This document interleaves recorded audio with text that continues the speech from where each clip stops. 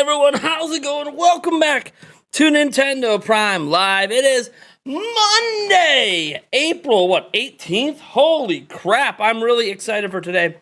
We have a lot to talk about, man. There's been a lot of news just today. It's been kind of a crazy day.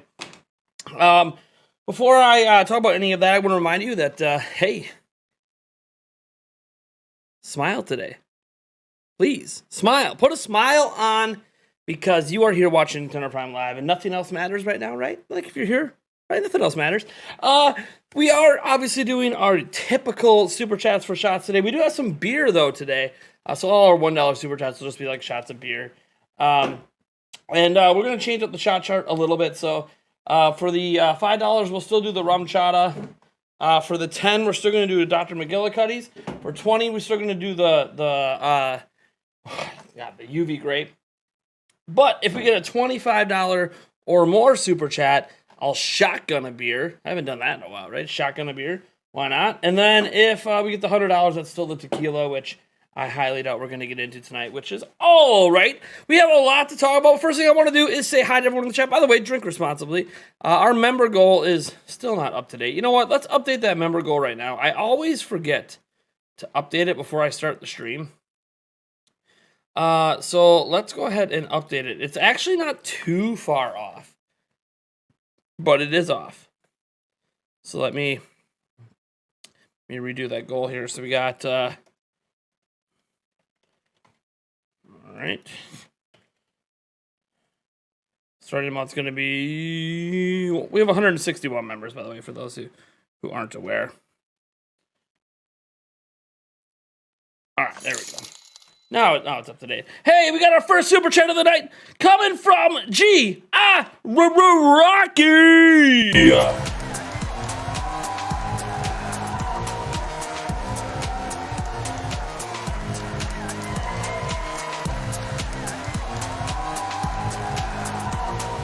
Thank you, G.I. Rocky, for the $9.99. Woo! Thank you so much, G.I. Rocky, for that $9.99. What did I say that is today? That is the Dr. McGillicuddy's, I believe. We're busting out for that. Let me the right glass for that. Rick Rubicon, by the way, did his free chat of the month for being a member. By the way, when you become a Nintendo Prime member, you sometimes get entered in exclusive giveaways. I guess we call those raffles, technically, since it's a paid membership. Yeah, I don't know. You get emojis and stuff. And you get to become a member of the board of directors. And you get to have Chef Gordon Ramsay make you an omelet in the back. So, I mean, that's kind of cool. I don't know. I'd like Chef Gordon Ramsay make me an omelet. I don't even get an omelet. Rick Rubicon says, did you catch the Game Boy Advance leak? Yeah, I literally made a video on it. Cheers. Oh! Woo! What a way to kick off the stream with one of those. Hello. No, I got my beer at the ready here. Again, shots of beer for the $1 super chats. And shotgunning beers for 25 plus. So, God, kicking it back to the old high school days, basically. All right, let me go and say hi to everyone who's here tonight. We have, let's start with all of our members. If you're a member, say something in the chat quick. I'm going to shout all of our members out right now. These are members of the board of directors. They hit that little join button and decided to support the channel month over month over month. We are actually having a big 200 member goal. If we somehow get to 200 members at some point this year, there will be an exclusive giveaway for those members. So that's going to be really cool. But we have Natsu here, along with Eric Winstead, Joshua Rivera, Craze is Koth, Don Lewis as well, Donna Savoy, Carla Marr, Brian C., who's also a moderator, Rick Rubicam is here, Nintendo All-Stars, Jesse Beholder. How's it going, Jesse? Let's see here. Scrolling down that list today, wondering what's gonna come my way. I think that's everybody. J-Lo, that's the one I'm missing. J-Lo, who's also a moderator. J-Lo's here. Stay low. Oh boy, I hope one of those. Oh, by the way, that's also, if we have any $50 and up super chats, I busted out a custom song for you guys. I need to get a couple more tracks to add to it though. I like the track we got, but I gotta get a couple more tracks in for it. But for now, it's still the same track. If people want a song dedicated to them or dedicated to whatever the hell they want, it's literally a song I just make up off the top of my head, and it sounds cool. And we all bust. Well, to say bust a nut, but I don't know about that. All right, let me say hi to everyone else who's here. The general public. We got Emmanuel Sanchez is here. Charles Trudell. Jose Valaquez. Mashi is here as well, or Moshi. I'm not sure which way you prefer that said. Aubrey Jackson is here. Mojo Horizon. Charles Trudell. Paul Gale Network. How's it going? I know Paul Gale Network's actually a supporter of the channel over on our Patreon as well. Patreon.com/NintendoPrime. We don't have a ton of supporters over there. We do have some. Yvonne Francois is here. Ashley Dorch is here. B. James is here. No new hardware until 2024. Hey, we'll talk about that later. We're going to get into a fun conversation later in the stream. Zero Journeys Official is here. We got Kirby Star Warrior is here. Hell yeah. Scrolling down, we got K-Dog is here. Tiger Adventurer is here. How's it going? Group 678. Matt Coots. Still love the K-Dog. I'm Focused is here. Let's see. Get into some more people that are here. We got Plum Fan Games is here. Boot the Newt is here. How am I doing tonight? I am doing okay. One Actos is here. How's it going? D Devils is here. The Devils. Oh, J Digital, another member of the board of directors is here. How's it going, J Digital? Alrighty then. Shall we get into talking about this? What should we start with today? What should we start with today? We have a lot of things we could talk about. We could talk about the Game Boy Color, Game Boy Advance, Game Boy leak thing. We could talk about a Breath of the Wild 2 rumor. We can get into the whole Nintendo shill thing, how apparently I'm the biggest Nintendo shill on the on the planet, because I don't think any of us could run Nintendo very well. What should we talk about? What should we talk about, Willis?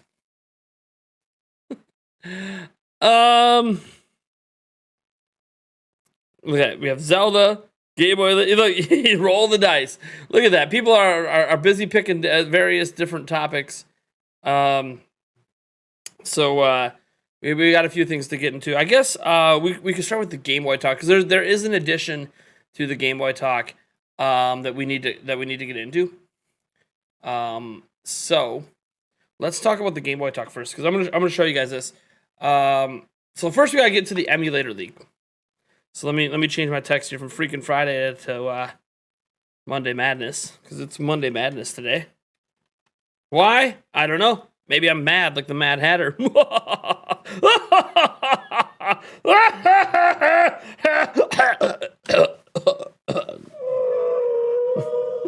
All right. So this is obviously the first thing that came out today. Had to do with the Game Boy emulator for Switch. And it's not just the Game Boy Color, and Game Boy Advance as well. This leaked through 4chan, and people have it up and running on hack switches right now. It definitely looks pretty legit. It looks like it came from Nerd, which is Nintendo's division that handles all these emulators and stuff for Switch. So everything looks pretty official. So even though it came from 4chan, it looks like this is real. Game Boy Color, and Game Boy Advance emulators are there, and there's a few games here listed as well that were part of the file. So that's really cool. But what's interesting is that we have this, a new rumor about supposed GBA games tested for Switch Online. So, in case you somehow missed it, obviously we talked about this part. Following from the initial leak, a list of games apparently being tested for the service has now surfaced online. The games in yellow have supposedly been in the ROM folder at some point, but have not appeared in the leaked build of the GBA emulator known as Sloop. The library of GBA games they tested for this thing is massive. Tested is the keyword. Doesn't mean they'll all actually launch on the service. Yellow is in the ROM folder at some point, but not in the leaked build. The other games have evidence of being tested. So basically, all these games have been tested, but only these ones were actually in the folder either right now or at some point. So these would be games that you could probably consider to be that they would probably bring these games over. The rest of these are kind of a maybe. Like this could be a list of all of a bunch of games coming. So you see Astro Boy, Omega Factor here, Car Battler Joe, Castlevania Aria Sorrow, Castlevania Circle of the Moon, Choo Choo Rocket, Drill Dozer, Fire Emblem The Sacred Stones, F-Zero Maximum Velocity, Game & Watch, Gallery 4, Golden Sun The Lost Age, Gunstar, Superheroes, Harvest Moon, Friends of Mineral Town, Kingdom Hearts, Chain of Memories, Kirby and the Amazing Mirror, Koro Puzzle, Happy, Panchu. We have Koruin as well, Lufia, The Runes of Lore, Mario and Luigi Superstar Saga, Mario Golf Advance Tour, Mario Kart Super Circuit, Mario Party Advance, Mario Tennis Power Tour, Mario vs. Donkey Kong, Mega Man Battle Network 5, Team Proto Man, Mega Man Battle Network 2, Mega Man 03, Metroid Fusion, Metroid Zero Mission, Mr. Driller 2, Ninja 05, or 50 I should say, Pokemon Mystery Dungeon, Red Rescue Team, Pokemon Pinball Ruby and Sapphire, Super Mario Advance 4, Super Mario Bros. 3, Super Robot Tyson Original Generation, Tactics Ogre, The Knight of Lotus, Wario Land 4, WarioWare Inc., and Mega Micro Games, Yoshi Island, Super Mario Advance 3, and then The Legend of Zelda, The Minish Cap. The same source notes that Pokemon Ruby and Sapphire Emerald Link Cable emulation has likely taken place with multiple screenshots of berry tag screens. There are multiple screenshots of different berry tag screens from Pokemon Ruby, Sapphire, Emerald saved in the emulator, most likely taken during Link Cable emulation testing. So they've been emulating the whole Link Cable between Game Boy Advance, Game Boys, etc.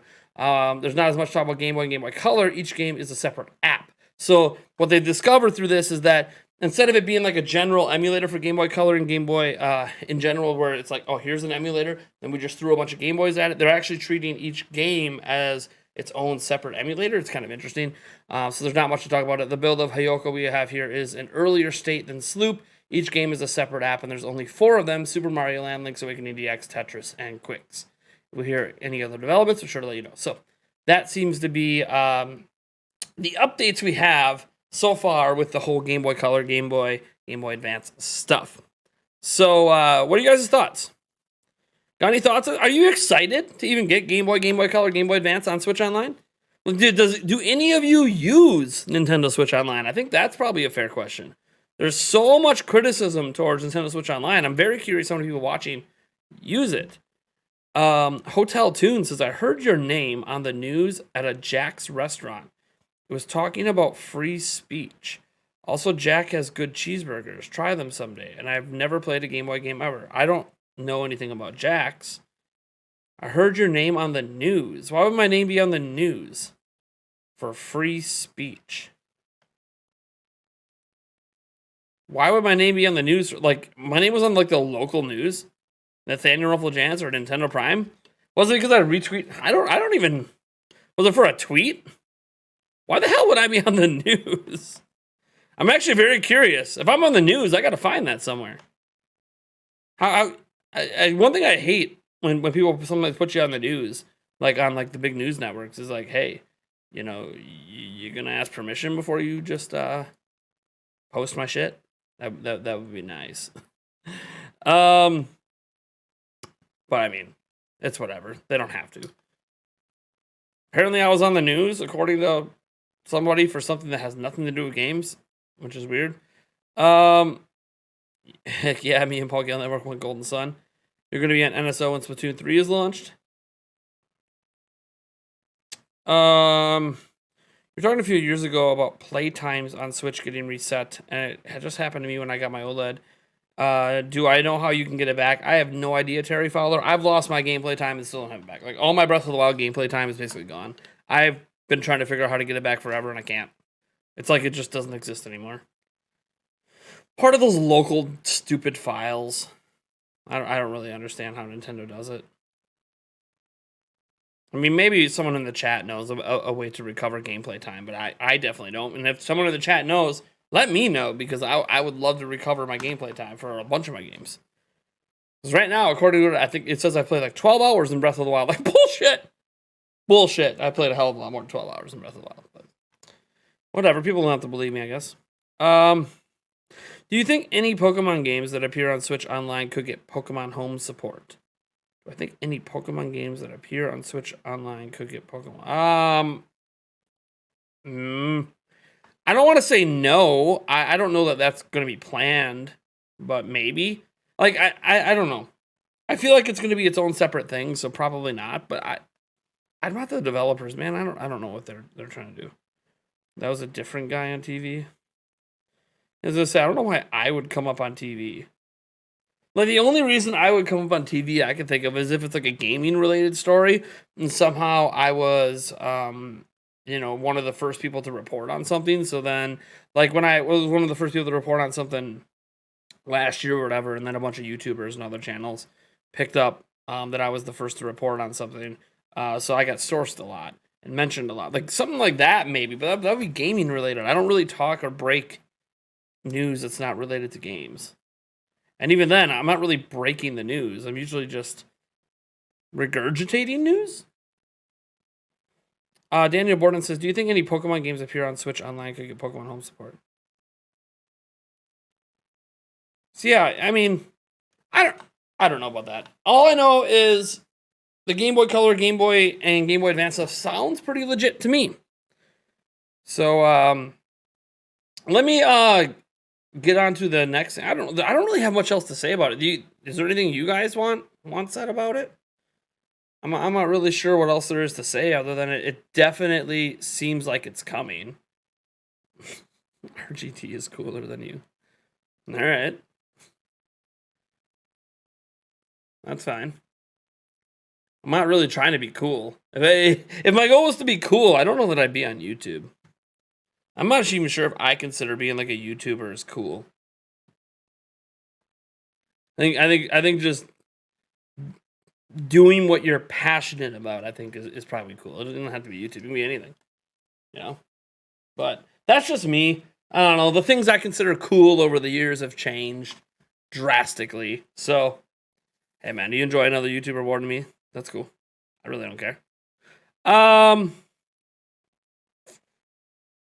Let me see. I want to remake a Paper Mario 1000-Year Door since people are talking about it, and I never played that game.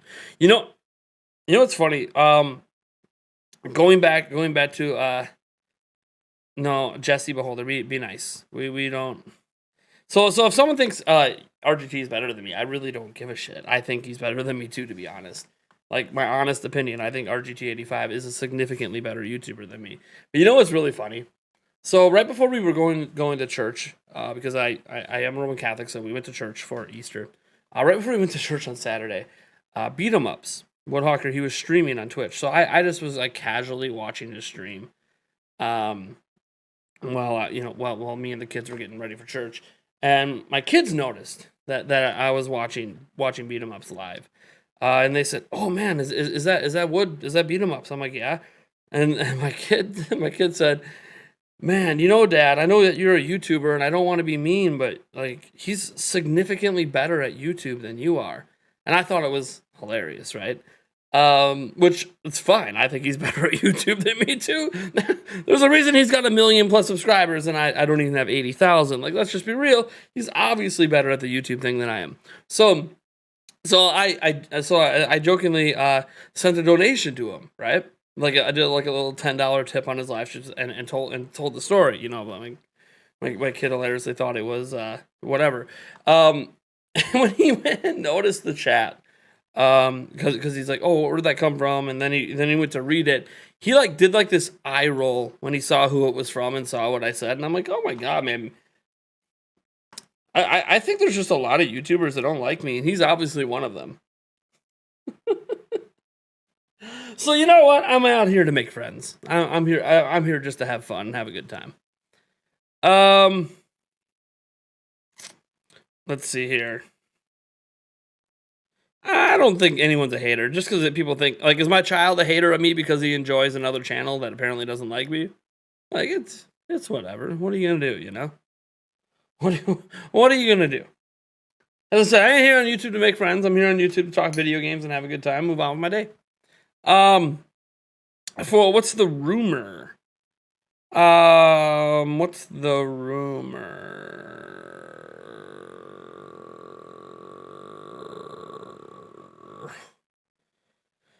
Oh, the Breath of the Wild rumor. Nathaniel will want to come. You know what's funny? I don't know if so I'm not going to show the private DM between me and him because that's obviously, private DMs. But like when he brought up when he responded to what you call it? Oh god, Bob from Wolf Den, saying that's all you ever asked me about too. I sat there and I'm like, I think I've maybe asked Wood on once.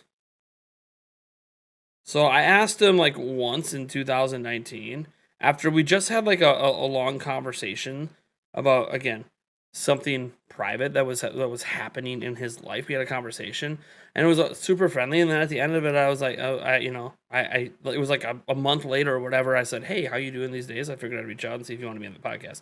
Didn't respond. And then that's fine. That was back in 2019. And then later he said, hey, did you stop by my stream last night or whatever? And this was back in 2020. That's what we talked about. Nothing like that. We didn't talk about anything podcast related. We talked about some private YouTube stuff. No big deal. Then I complimented his content and his streams. And then I didn't ask him again about coming on the podcast until March of 2021. And that's it. I have never asked him more than twice in the span of 5 years that I've had conversations with Wood to be on my podcast. And yet apparently he's offended that I asked. It's weird. But, I always say, that doesn't mean he's a bad guy. Just doesn't like me. And it's cool. People don't gotta like me. I'm not always the most likable person. I can be a bit of a dick sometimes, right? I can be a bit of a douche. I'm not gonna sit here and deny it. I can be a bit of a douche. You guys might not see it, but I can be a bit of a douche. It is what it is, As I said, I'm on YouTube to make friends.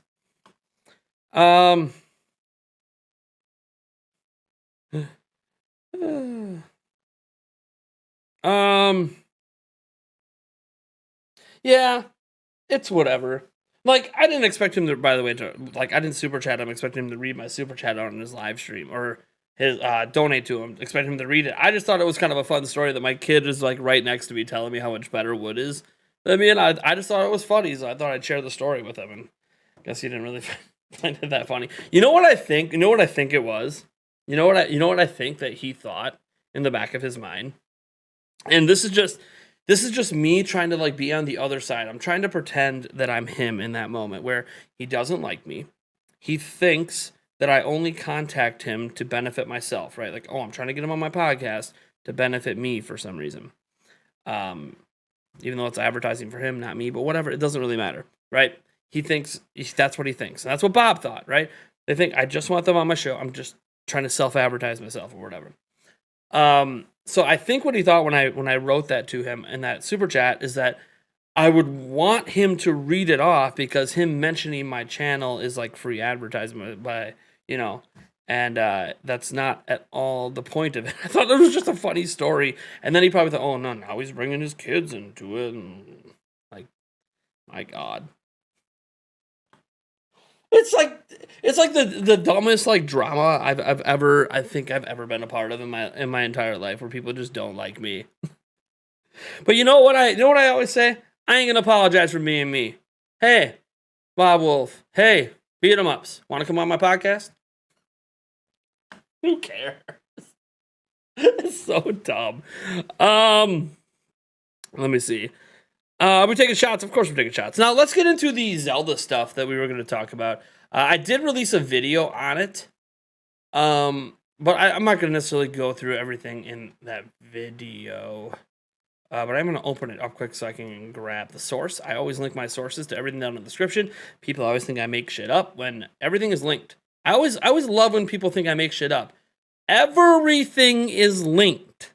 I link to where stuff comes from. So I'm sourcing, it's not really made up. But we have this Twitter account, which, if you didn't know who this person was, they are the infamous Hot Girls Video 69.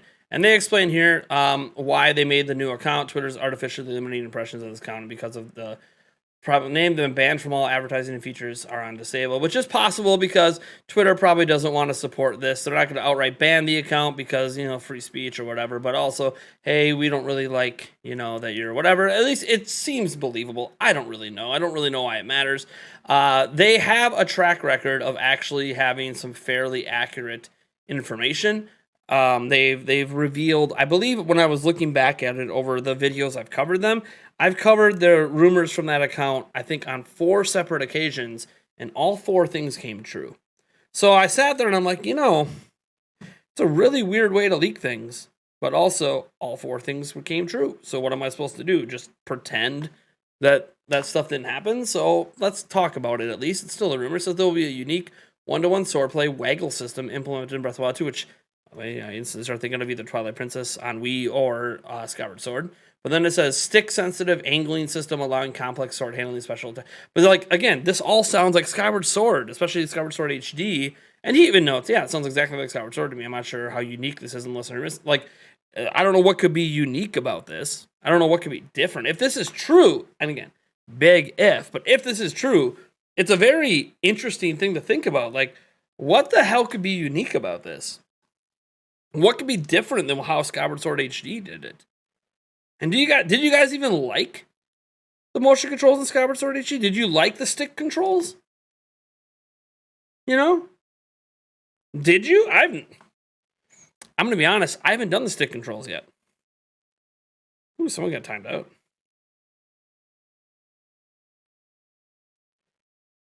Yeah, we're not here to trash talk other YouTubers. I want to be clear about that whole YouTube thing. I got nothing against Wood or Bob. They don't gotta like me. It's cool, whatever. And maybe they don't. Maybe they do. Maybe I'm misinterpreting it. It doesn't matter. Because they're people. They're humans. They're allowed to think what they think and have the opinions they have without having conversations with me. It's okay. They're allowed to be annoyed at me for asking them to be on the... They're allowed to be people, be humans, and be what they are and think the things they want to think. Doesn't make them bad people. We don't attack... Like, even when I was talking about it, it wasn't like I'm sitting here like, oh my god, these YouTubers are so bad. I legitimately am still subscribed to both channels. Literally was just watching beat 'em ups on Saturdays on his live. Like, I donated to the guy. Like, I literally still support these creators. I support the content they create. They don't have to like me. It's all right. People don't gotta like me. Like, this isn't a popularity contest to me. I don't know why some people might view it that way. I don't. I don't care if people like me or not. It's okay. Like, I am literally about to turn 36 years old. I'm a little old to get bent over whether people like me or not. But we don't attack other YouTubers. Okay, that's just not, I don't encourage it. You don't do it here. Please don't go to their channels and say stuff or their Twitter accounts or whatever they are. Don't. There's no point. Let them be. They have their own audience, their own echo chambers, their own everything. Let them live in their world and enjoy it. I'm actually part of the world supporting them still, so chill out. All right. I will always use motion control since I can use it, but I understand people want it. Yeah, see, I haven't even done the stick control in Skyward Sword HD. I've only done the motion, so I'm not sure how well it works. He had the flamethrower thing he attached to his shield in a hand or a free hand. Kind of seems like you do care. You keep talking about it. It's because something just happened on Saturday. That's why. This wasn't like a months later thing. This just happened on Saturday. But that's neither here nor there.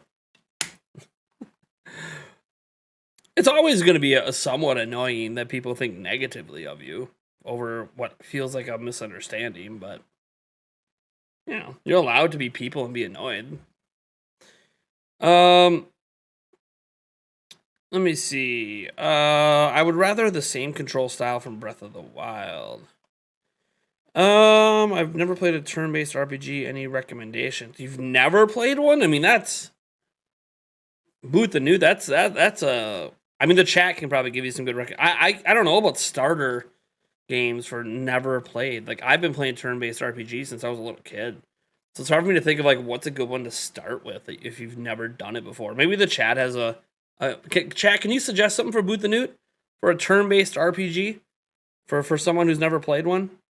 Like a lot of the ones I think of, I don't know if they would be good starter games for someone who's never played. You know? Best FPS shooter for Switch? I have no idea. I don't play FPS shooters on Switch. To me, there's none. I mean, I know there's some out there, but I don't play them. I don't play FPS games on Switch. What about the Pro Controller? Can it work for Skyward Sword? Yes, it does. Skyward Sword HD mapped all the motion controls to the right stick. The Wago controls would have to be in specific situations since it would limit our use of the free camera when just walking around. I mean, I don't really... Like, I keep imagining, like, the Skyward Sword style motion controls in Breath of the Wild. And I'm not really sure how it would work. I mean, I talked about in my video today that I could see that maybe it's a Master Sword exclusive thing, like the way the Master Sword works now. Fee is back, and so since Fee is back, that someone makes that weapon special, a special use case for that, where we have the basic combat controls in Breath of the Wild for everything else, but the Master Sword specifically uses the motion controls, and then we end up needing that, or even the stick controls, and end up needing that for specific puzzles or specific things in the game, specific fights or whatever. I could see that being a thing where they could somehow intermix it. I just don't know how, because Breath of the Wild's gameplay is so fundamentally different from Skyward Sword that I'd find it interesting how they would blend it together. But triangle strategy, I like triangle strategy a lot. I don't know if that's a good starter one though. I mean, maybe it is if you're into that, especially if you're into that aesthetic. Let's see here. Lots of people suggesting a lot of games Fire Emblem. I mean, the thing is, all these games being suggested are so different. Like, Fire Emblem is completely different from Octopath, which is also different from Chrono Trigger, which is also, like, there's so many different ones, man. Like, they're all so fundamentally different from each other.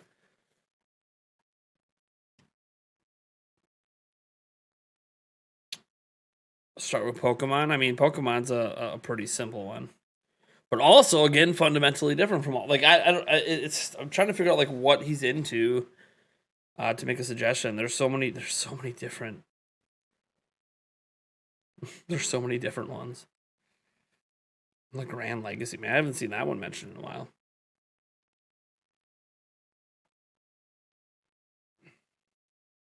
Or tactical RPGs, Triangle is great. Yeah, oh yeah, I mean, tactical RPGs. There's not a lot of them, to be honest. And Triangle Strategy is a great one. Okay, well, chat's given a lot of good suggestions, so hopefully one of those works out for you. And some of them are really cheap right now. Like if you go on the Switch eShop or whatever platform you're on, a lot of these games are going to be super cheap to try out. So, it depends also, like, do you want super graphically intense games? Do you prefer old school? So like some starter ones might be in a lot of old school visuals, but there's also, current games too that aren't in the old school style. So, Dragon Quest 11. This is a very good one. All right. Should we talk about the Nintendo Shill stuff? No, I mean, it's not like I haven't been called a Nintendo Shill like my entire life. But shall we? Shall we go there? Shall we go to the Shill? Shall we have some fun? I think we're gonna have some fun. So, apparently I'm a Shill. Now look. Before we get into apparently me being a Shill, a few things to understand about this. I'm obviously a Nintendo fan. I really enjoy Nintendo games. Sometimes enjoy Nintendo hardware. I enjoy a lot of things about Nintendo in general. I'm excited for the Mario movie later this year, just to see what the hell happens. Maybe it's good, maybe it's not, maybe it's so bad it's good. I have no idea, but I am looking forward to it. I got excited when there was Mario Lego stuff announced. I wasn't excited about the price, but Lego is always expensive. I get pretty excited for a lot of Nintendo's games. I really enjoy them. Kirby and the Forgotten Land to me is the best Kirby game I've ever played, and I really enjoy it. The thing is, I am a really big Nintendo fan. But when I think of the word shill, I think, and let me just, I'm going to look up the definition. I want to see if the definition of shill matches my thoughts.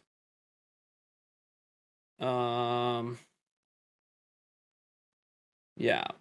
So, shill, according to the dictionary, is an accomplice of a hawker, gambler, or swindler, which I guess you want to argue Nintendo's a piece of shit company, so I'm trying to swindle for them, fine, who acts as an enthusiastic customer to entice or encourage others. So I guess the purpose of being the show would be defending Nintendo at all costs and convincing people to buy their stuff. And I guess you could say I'm enthusiastic about their stuff because I enjoy it.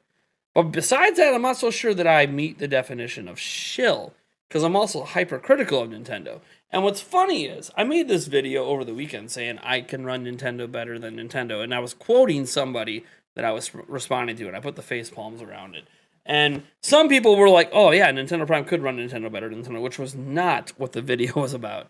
But it led to this conversation for people who did watch it to say, man, the levels at which you go to defend Nintendo are insane. I mean, we'll go to some of these comments. You know, like here's one right at the top. Sorry, but this video makes you seem like a Nintendo apologist or fanboy. You can like Nintendo products and still call them out, which I think everyone in this chat knows I've called Nintendo out, right? Nintendo Switch Online sucks ass. It's always sucked ass. Not sure it's any better now. Charging for online in general sucks ass. Not being able to do local voice chat sucks ass. No way to message people sucks ass. You know, I really was not happy with Mario Golf. I felt really misled in the marketing for the single player mode. Pissed off about it. Mario Tennis Aces does not have nearly enough content, and the single player mode needs more. It needs significantly more. Not happy about that. My own fault for maybe having some hope, but yeah, not happy about that. Animal Crossing could have used updates more often. We're missing some core features. I do think that the features they had at launch were fine, but I do think they could have added features quicker, and they didn't, and that kind of sucks in comparison to prior games, so could have did better there. I think sometimes, you know, I criticize the art direction they chose to go with the Mario Kart 8 Deluxe DLC at this time, because the DLC looks like it didn't have as much work put into it as the rest of the courses in Mario Kart 8. So I feel like I've been pretty critical of Nintendo in many different forms. I've criticized their marketing. I've questioned whether Shintaro Furukawa was the right person for the job. You know, I didn't know because he's just way different than Iwata. So I feel like I've been critical. But what I've noticed is when you're not critical in the way that other people are critical, it means you're a shill. As an example, I don't know that I've ever been hypercritical of Nintendo for the hardware that's in the Switch. I have been critical of the Joy-Con. I have been critical of the build quality. I have been critical of the fact that they didn't have good quality control on the early docks, so we were having a lot of Switches get bent in the docks because the docks weren't straight.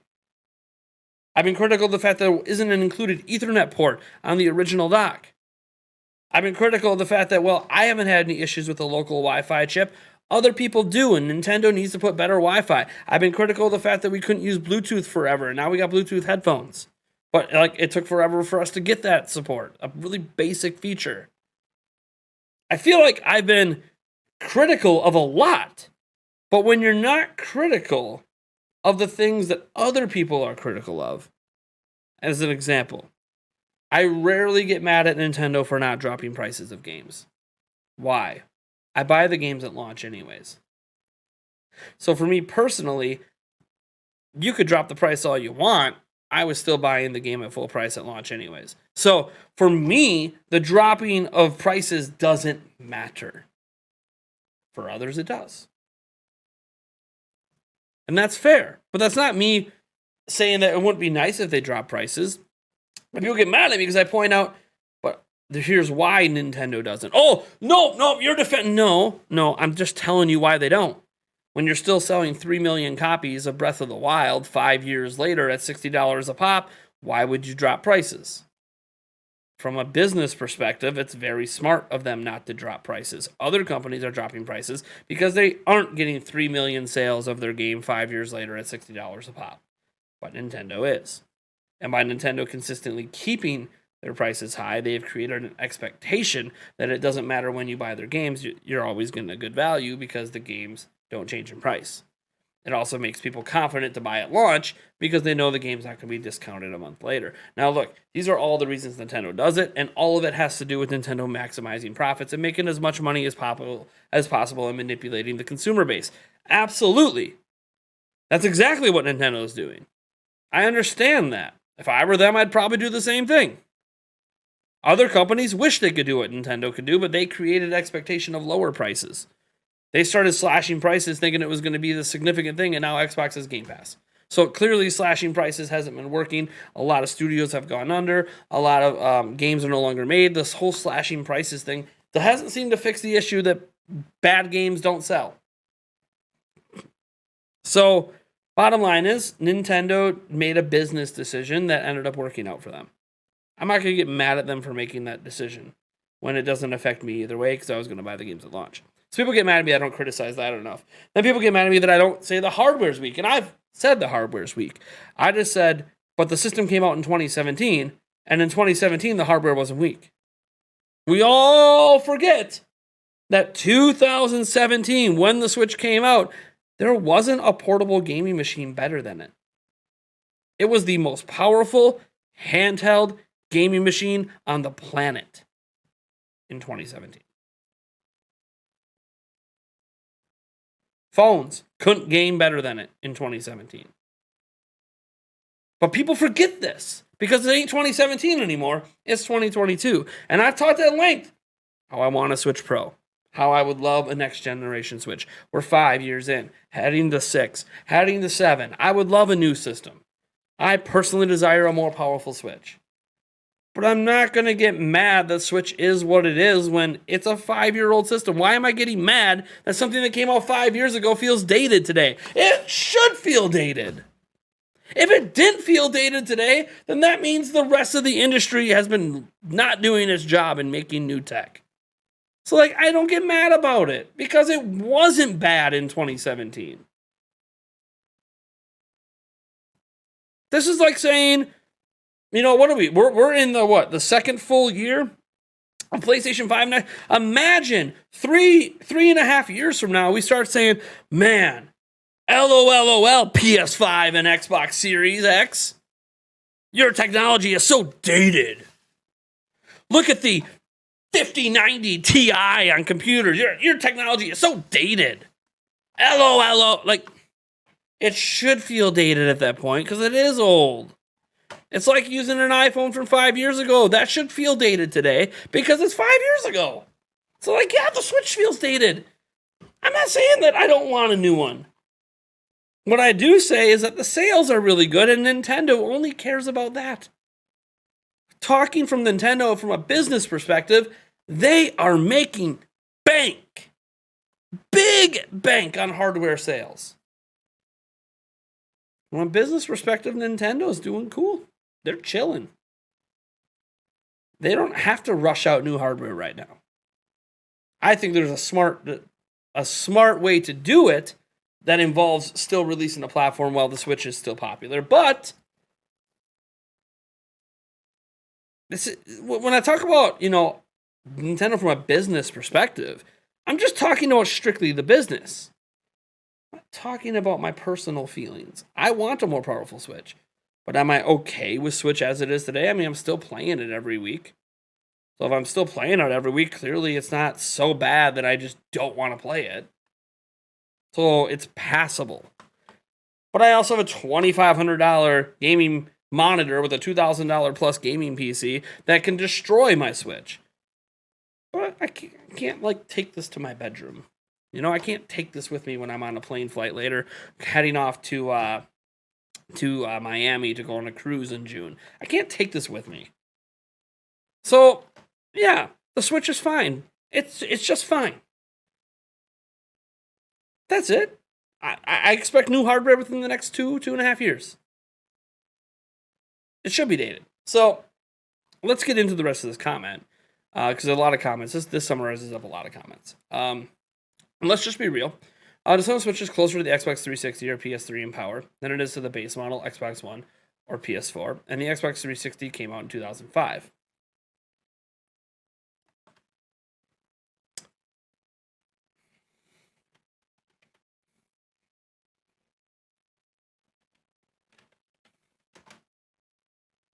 I'm just fact checking. Because, you know, not fact checking would be bad. Okay. All right. All right. So, why Microsoft Xbox 360S is better than the Switch? This is the S model. The CPU is faster, 3.2 gigahertz, but there's one less core. So the Switch has one more core. Can connect to an external drive. Hard drive's replaceable. I don't know if this has to do with power, though. So the only thing I'm seeing is that it has faster CPU cores. That's it? That's the only power advantage it has? Switch. Well, a lot more games, but that's besides the point. It has more T-flops, so it has a significantly better GPU. 4 gigs of RAM versus a half gig. Significantly more RAM. Obviously, the region free. The rest of this doesn't have anything to do with it. Also has more internal storage, but again, no external drive support. So, to me, this looks like the Xbox 360 might have faster CPU cores, but they're not newer cores, and there's one less, and the Switch has a significantly more powerful GPU and more games and more RAM. I gotta say, I don't think the Switch is that close to the Xbox 360. But now let's look, at Xbox 360, or let's look at Xbox One versus Nintendo Switch. Let's compare these specs and see which ones are closer, right? Spec comparison. All right, here we go. A nice little comparison here. So Xbox One. Wait, CPU. Okay, well, that doesn't help. So they do have more cores, an 8-core AMD. Oh, the Jaguar was not a good CPU. Anyways, 1.75 gigahertz. Well, this one has higher clocks, but okay. There's more cores. All right. 853 megahertz. That does run a little faster than Switch. 4 gigs versus 8. Remember, the Xbox 360 had a half. Okay. Resolution, storage, HDMI. This isn't really a very good comparison. But like just looking at the raw specs, it feels like the Switch is a bit closer to Xbox One than Xbox 360. Now that's just a subjective opinion. I'm not going to sit there and pretend that I know 100% for sure, because you'd have to be able to run the same benchmarks across 360, the Xbox One, and the Switch to kind of get a good comparison. But I would say if nothing else, it's in the middle, right? It's definitely significantly more powerful than an Xbox 360, but it's not Xbox One. So I would say it's between an Xbox 360 and Xbox One, and I don't think that's being unfair. I think if we're completely fair, the Switch is right around the middle between those two systems, at least in terms of its capabilities, in terms of raw output. So, okay. All right. So I was just fact checking him, and I'd say it's not really closer to one or the other. It's okay for Nintendo not to care about graphics or its first-party games, because Mario is never going to look realistic. Okay. And if we're being honest, you could put Mario Galaxy versus Mario Odyssey, and besides the resolution, they practically look the same. Do they? Mario Galaxy versus Mario Odyssey. This is, again, I'm just fact-checking, because I haven't actually put these next to each other. Is there like a... Okay. I mean, Mario looks like Mario. Not really shocked. Wish I had some better comparison shots. I mean, Mario looks like Mario. I don't really know. I'm not gonna dispute his claim. Mario looks like Mario. But Nintendo needs to up the power to bring third-party developers into the fold. Because honestly, if they did, they could become a top dog. They could become a top dog in the gaming industry. Because right now the Switch is the second console at best. Almost 70% of its users have a Sony, Microsoft console, or PC.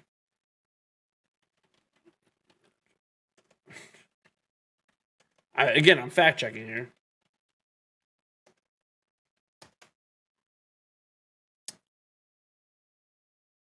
So US, this was January 2020, more than 40%.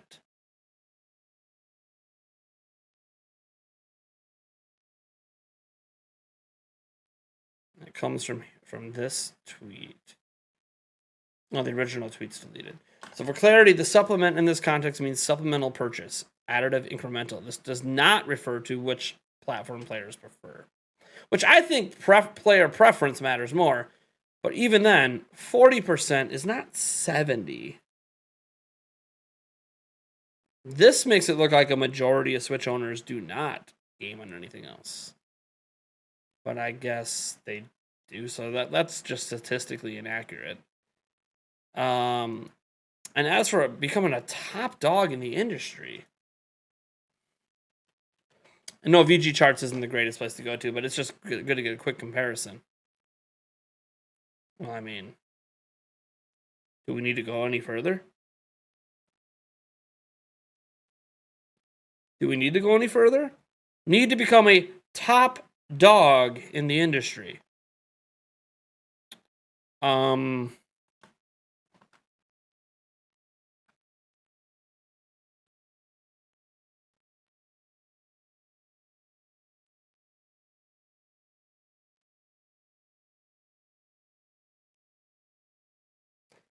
I mean, you guys see it. Sure, that was 2020. You could argue it's 2020, but I mean, I don't know what else you want me to do. That I don't think there's any more updated information than 2020. I mean, because you can't just throw out a number like 70% and not be able to back it up. And we don't. I mean, that's the latest numbers we got. Just on a quick search, we don't have any more recent numbers in 2020. So you can't just go from 40% to assuming 70%. But like, Nintendo would be a top dog if. How about Nintendo is the top dog? Well, let's say that's not fair. Let's just look at recent sales. Because, you can go, well, that doesn't matter because, PS5 and Xbox Series came out in 2020. So, this is obviously not, indicative of what the final sales are going to be. And you are 100% correct. So let's just look at what's currently selling the best. Well, in the US, Canada, Mexico, 123,000 Switch versus 108,000 Xbox Series versus 65,000 PS5. So Switch is outselling everything in North America right now, current. Outselling everything in Europe right now, current. Outselling everything in Japan, current. And then worldwide, all territories that aren't these three, outselling everything current. Okay. Not fair. Not fair. We need to compare to PlayStation 4 sales, right? Because no point in bringing up Xbox One sales. They didn't sell enough. So PlayStation 4 lifetime sales. Oh, this is back in June. PS4 is at 115 million. What did we just see? Switch is at 106. So if we want to compare to PS4, I guess PS4 is still the top dog. But not by much. So I don't know about that. Now look, that's obviously not what he means by top dog. If we're completely honest, what he means by top dog is he means most relevant in his mind. Okay? He doesn't say that, but he can't be talking about being a top dog in terms of sales because it is the top dog. Can't be talking about top dog in terms of relevancy because it's one of the most relevant platforms in the world. So the only thing he can be talking about in terms of top dog is either having the best specs and winning the spec race. That could be his opinion, top dog. In that case, it's a 3090 Ti with a 12900 KS and like 32 gigs of DDR5 RAM and get a nice Gen 4, Gen 5, SSD in there and call it a day. NVMe SSD. That's technically the top dog. But if we're just going to talk about game consoles, fine. We can argue between the PlayStation 5 and Xbox Series X which one's better. PS5 has a bit of a storage speed advantage. Xbox has a bit of a raw output advantage with GPU. So you could argue they're both using the exact same chips and the exact same technology. So you can argue which one's better there. So, okay. So you can go for specs or you can go for... I mean, he doesn't really clarify what he means. He talks about third-party games. which is fine. He thinks he needs to up the power to get third-party developers into the fold. Let's just take a look at upcoming third-party Switch games. I actually don't know. This is back on April 1st. Oh, this is just Switch game. Oh, well, Lego Star Wars Skywalker Saga. That was a third-party game. Let's see here. 2 Point Campus. That's we'll call that as an indie game, I suppose. He's probably not talking about that. He's probably talking about big AAA games, right? That's what I assume he's talking about. Because if we're talking about just in general, you got all these indie titles. Marvel's Midnight Suns supposedly coming, although I bet you this is going to be streaming only. But still technically coming.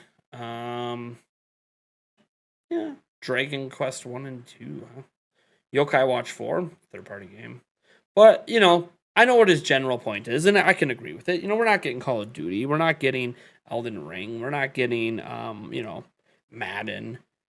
So I can agree. In general, we don't get a lot of the big third-party games. We don't get a lot of the big Ubisoft games, as an example. You get some, but not all. So I get it.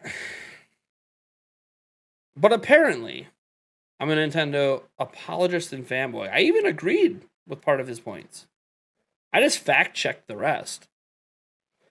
And it seems what's happening are people are putting together narratives or putting together bits and pieces of information presumed to be true to support their narrative. When, let's just be completely honest, people like this person, and please don't go attack him, and a lot of other people we're going to visit in this comment section, they just want Nintendo to do what they want Nintendo to do, and that is release the most powerful system in the planet and get all the games and make all the money and blah, blah, blah. I mean, Nintendo's the richest company in Japan, so I don't even know what making all the money means at this point. But I'm a shill because I think the hardware is just fine. I want new hardware, but I know what Nintendo's doing, and from a business perspective, it makes a lot of sense. And these people just want things to be the way they want them, so they'll sometimes just make things up to support their narrative, like the whole 70% own Xbox. Do you have proof of that? Where's that 70% figure coming from?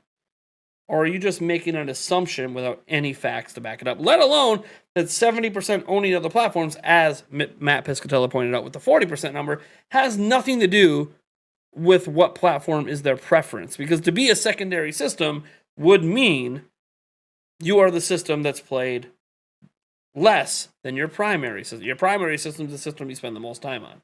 So even if he was right with 70% own other platforms, okay, but of that 70%, how many consider Switch their primary platform? He doesn't have an answer for that, because obviously we don't know an answer. The GBA leak is real as it seems. I hope so too, man. The GBA leak looks intense. In this comment section, didn't really get in much of a debate with him. I just said, because I pointed out how from a business perspective, Nintendo's doing just fine. He responds with, my point is that Nintendo could match the power of these other consoles, then it would be in the conversation as the king of the mountain again. Which, again, what does that mean? King of the mountain?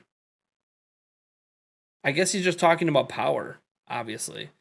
Nintendo has been seen as a kids gaming company since the GameCube, basically. It's been seen as a kids gaming company since the Nintendo Entertainment System. I don't really know. I'm going to assume that, Brandon here isn't as old as I am, I suppose, or as old as my dad, but video games in general have been seen as a kids thing since like the 60s, 70s, 80s. And the Nintendo itself really pushed a big family-friendly image even back in the 80s. So they've been seen as a kids gaming company for a long time. This isn't a new recency thing. But that's neither here nor there. Personally, I think if my Nintendo platform could play Mario and Elden Ring, or Zelda and Call of Duty, it would definitely be a better gaming console than Xbox, mixed with its first-party, third-party support, probably on par with Sony.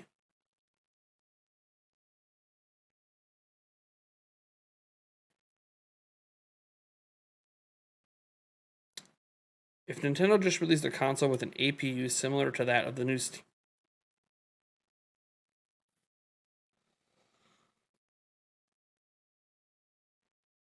all it would take, you just want to be able to have your first-party games, but you need that third-party support. That's why Wii U ultimately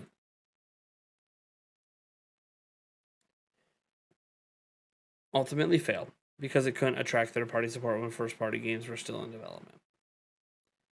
I'm like, this Wii U point just feels... The Wii U was more powerful than people think it was. And it's not really why I didn't get third-party support. There's a lot of reasons Wii U flopped. Third-party support, to me, wasn't one of the reasons at all, to be honest. But that's not here. Thank you so much, Taker610!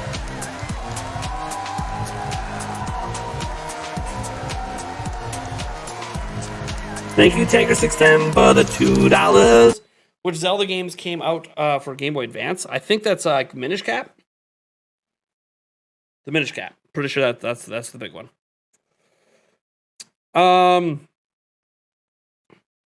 Anyways,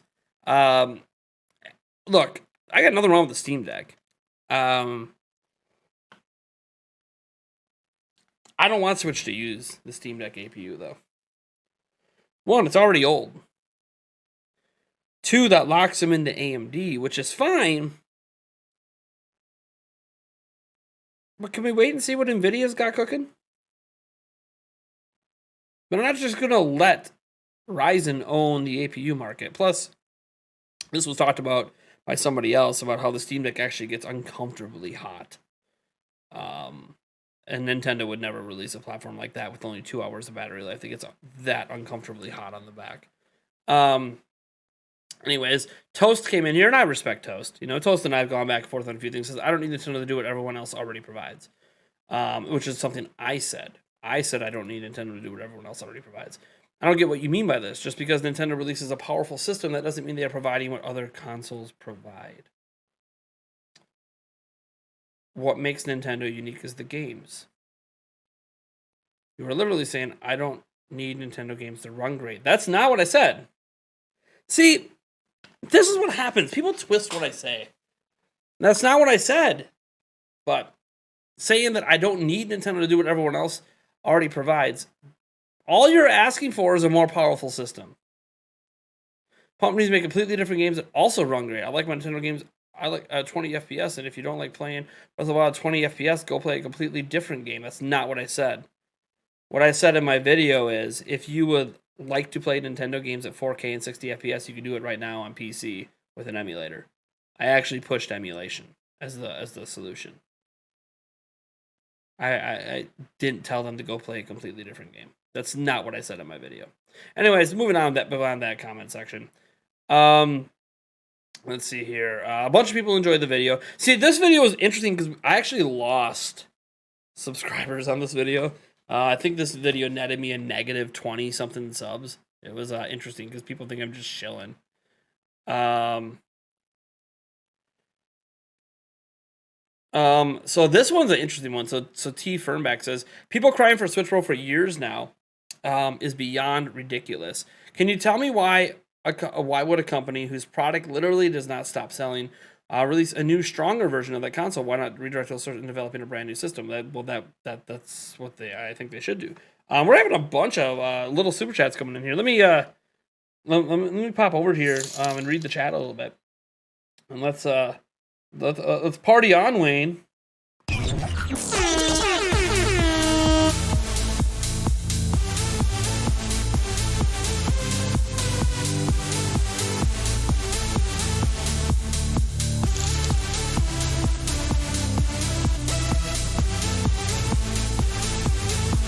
Woo! Thank you, Young Tuna and Taker610. You guys are awesome. Thank you so much. It says, take a shot and does the Steam Deck whistle like a teapot. I gotta get 3 beer shots out of the way quick here. I mean, by the way, remember, $25 for me to shotgun a beer. Oh my God, I haven't done that in a long time. Anyways, moving on. I'm gonna read the chat. We had a few people adding me. If you get over $25 in total super chats, you should chug the rest of your beer, so as not to waste a perfectly good beer. Well, we're not there yet now, too. We're only at $15. Also, why did AMD make a GPU that was given to the Wii U different than the PS4 and Xbox One? They're usually using AMD GPU technology because it didn't exist yet.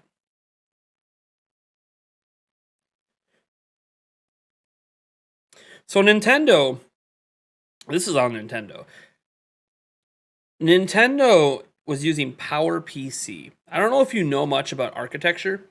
PowerPC has not had support since 2001. Nintendo kept using the PowerPC architecture, which really limits what Nintendo was capable of. It's also why Wii U games aren't just a simple port to Switch. It takes a little bit of work.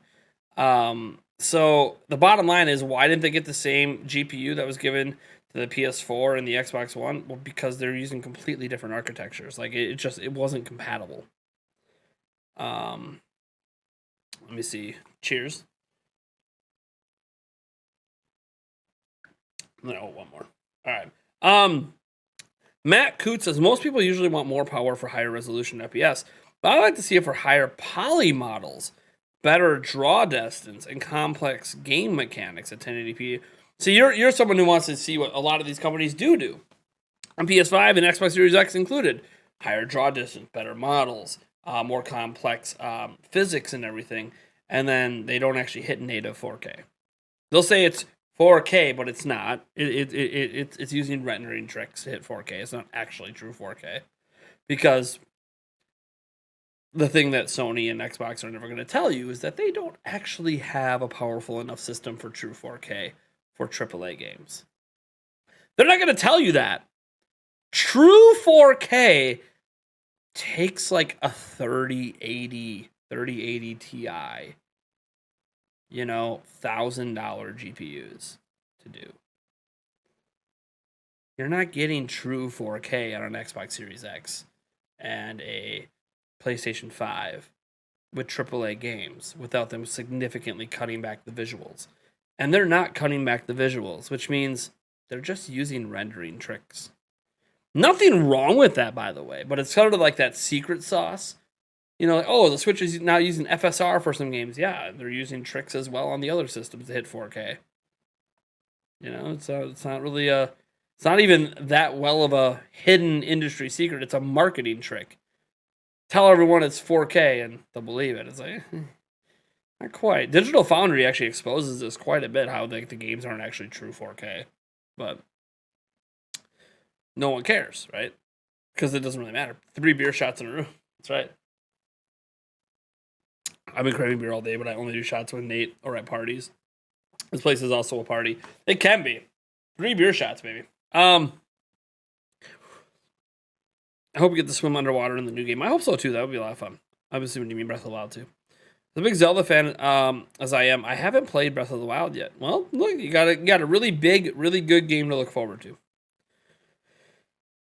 Vanada says, I would highly suggest to anyone to try out Four Swords Adventures if you can find it. Super underrated. Triforce Heroes. Oh, ouch. I'm going to disagree with that, but we're not going to get into a Triforce Heroes debate right now. Reading some of these other comments here. So, let's see here. Anyone can run Nintendo. All they have to do is listen to the fans. We'd have a new console every 9 months, each with 10 years worth of content on launch day. And Nintendo will be out of business. To be fair, Nintendo constantly made bad choices when they were making powerful systems. I believe Nintendo can make a powerful system and still do their own thing. I actually didn't read this comment thread.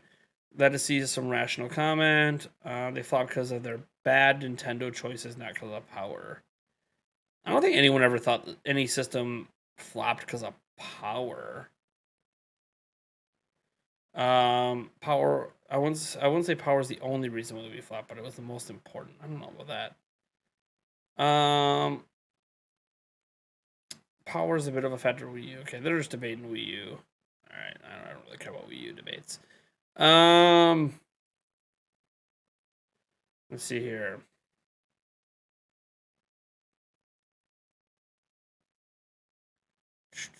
Paul Gale, how's it going, bud?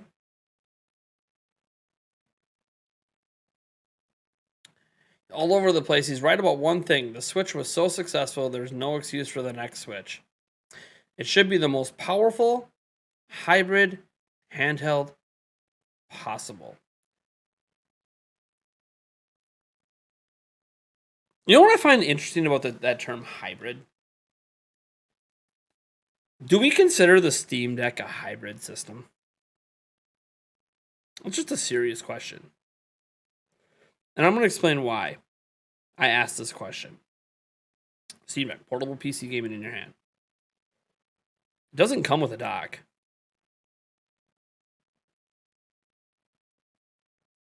I don't know if you guys know this. Steam Deck doesn't come with a dock. Out the box, you can't just hook it up to your TV. Not like an HDMI port chilling on the Steam Deck to just hook it up to your TV. So it's not really even a hybrid, you know? So like when I hear like the most powerful hybrid handheld possible, there isn't actually a lot of them out there. Most of them just go all in on portable.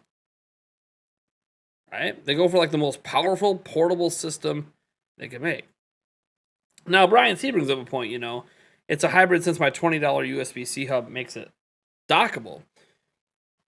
But, and this is a big caveat, and this is just coming from, this isn't a complaint coming from me. I don't own a Steam Deck. This is a complaint coming from a buddy of mine who does have a Steam Deck. He's tried, I think, God, he said 5 different dongles and 3 third-party docks. Every single one of them provides a problem. One of those problems often being some issues with the HDMI audio. Now, I haven't seen it personally, so I don't really know what he's talking about. But I've just apparently have heard from him that for some reason the HDMI audio is a problem. Now, setting that aside, because you could say, since you have a $20 USB-C hub, it makes it dockable. You would consider that dockable. One, I don't know that a hub is considered like a dock because whatever. It's just, what I'm trying to say is, you could hook up the PSP and the PS Vita to a TV too. Did that make them hybrids? Did we consider those hybrids because we could hook them up to TVs? See, this is what I'm talking about is out of the box, you don't have everything you need to make it a hybrid system. You have to buy an accessory. But that was true with the Vita and the PSP, and you can hook them up to your TVs. Your friend has problems with that. Yeah, see, I can't speak from personal experience. I have played a Steam Deck, but I have not, done the experiments and tried hooking it up to my TV and everything. So your friend has problems with the docks too, yeah. The official dock, by the way, hasn't released yet. Could be a reason for that. Maybe they're having problems too. I'm just assuming they're having problems, because why the hell wouldn't it release at the same time? So, my point that I make is, I'm not so sure that I consider Steam Deck a hybrid system when you have to buy accessories to make it do what the Switch just does with a single purchase. But, basically, Switch was built to be docked. Right now, it doesn't feel like Steam Deck was built to be docked. It's more like we have that functionality there, but we didn't build the Steam Deck with that in mind. One telltale sign of this, and this is just a design principle between somebody who wants a thing that docks and somebody that isn't necessarily thinking about it, is the USB-C on the Steam Deck's at the top. It's on the bottom for Switch. And what's interesting is that it's at the bottom of the Switch, so you could slide it into a dock. It's at the top for Steam Deck, so you can plug it in and charge it, and it's out of the way when you're gaming. Now, 2 fundamentally different designs. One benefits, handheld gaming. The other benefits using it with a dock. So it's kind of I don't really feel like the Steam Deck is trying to be a hybrid. It's more like, hey, we're a PC, so we can do anything. And I feel like that's kind of the marketing point there, where it's like, oh, you can hook it up to a TV if you want. We're a PC. Of course you can hook it up to a TV. But also, we're not really meant to be hooked up that way. We can do it, but we didn't really build it for that use, Whereas Nintendo specifically made it so Switches be in and out of a dock like that. Comes packed in. So that's why, to me, and this is just me asking a question to others. Like Brian C considers it to be, still a hybrid because you can hook it up to a TV. And that's why I brought up the Vita and the PSP, because you could technically hook them up to a TV too. I mean, I can hook my phone up to a TV. Does that make my phone a hybrid? Is this a hybrid device because I can use it with my TV? Like, that's the thing. Like, almost everything can be used with your TV, but they're not necessarily designed with the TV in mind.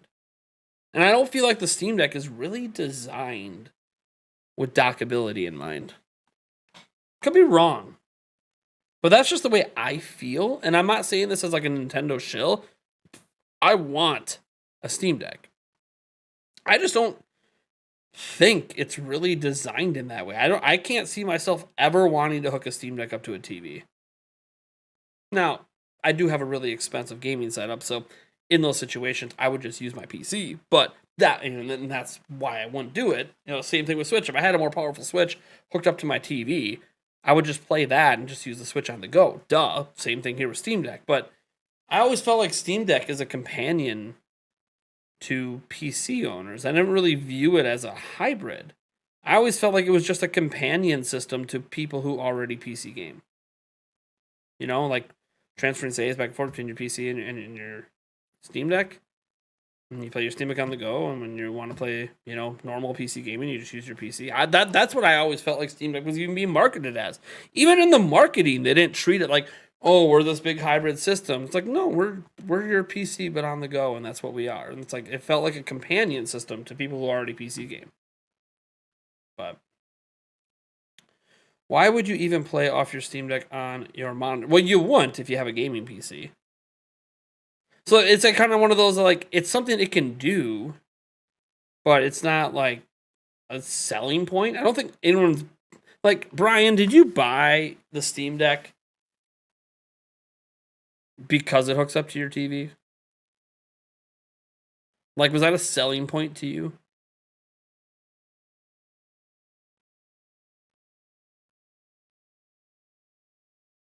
You have a Mac? Yeah, Macs are a bit rough with gaming. Macs are a bit rough with gaming. Macs. So I mean, don't be wrong. Some of the newer Macs, they absolutely can game. You can do Fortnite and get high FPS and stuff, but like they chug a bit with some games. Macs are a very interesting situation because Macs are more built for productivity than gaming. You know, I mean, everyone who owns a Mac knows that. This isn't even like a hard kept secret. You want the best of PC gaming or the best of computer gaming. You go with PC. You want you know the highest efficiency in things like, you know, Blender or even video editing and stuff like that. You go with Macs. That's why Macs are still so popular, because a lot of professional studios are using Macs for a good reason. They're expensive as hell, but they can shit all over a really powerful PC when it comes to productivity, but not to gaming. That's where PC has the big advantage. So you don't have a gaming PC. You own all the consoles, so there aren't too many games that I can't play. Yeah, I mean, the only reason at this point, you know, to get a PC when you own all the systems, and I don't own a PlayStation 5 right now. I plan to get one soon. Is, well, there's games I love on PC. Age of Empires 4 is a blast. Total War games are a blast. And I'm only ever going to play those games on PC, mouse, and keyboard. And that's the one thing that makes it weird with me with Steam Deck is, I guess the only reason I would want the Steam Deck, besides just my general curiosity on tech, because I'm a tech enthusiast, is I would want one to maybe have the option to play some of my Xbox games on the go, I guess, if I could transfer the save to my Xbox, which I'm not sure if that's even possible, but if I can, like, slap Windows on the damn thing and transfer it to my Xbox, I think that would be a functionality I might like. Because I know you can do cross saves with Xbox stuff. So that might be something I'd use it for. Because I don't know that I'd use it. Because like the games I want to play on PC are games that I'm not doing without a mouse and keyboard. And I'm sorry, I'm not doing mouse and keyboard on a screen like this. It's just not happening. I'm sorry. I'm not doing it. Why do you think I have a 49-inch ultra wide? I'm not PC gaming with a mouse and keyboard on a screen that small. It's just not even a thought that crosses my mind. I got a laptop. Like, I'll bring my damn laptop to the hotel and do it there. I'm not, like, it's just not happening. Mouse and keyboard is not something I want to use a Steam Deck, even though you can, obviously. Pretty sure you can, Nate. Yeah, there's cross saves with Xbox stuff. I know that. Well, not everything. I don't know that all the third party games, like the third party games supporting cross saves between Steam and Xbox. That's obviously going to be on a game by game basis. It's kind of like with Switch. Like we can do cross saves with The Witcher 3, but we can't do cross saves with like Mortal Kombat 11. So like that a lot of that's up to the individual games if they want to support cross saves or not. So there could be a point where like some of those the games I would normally play on Xbox would be nice to play on the go.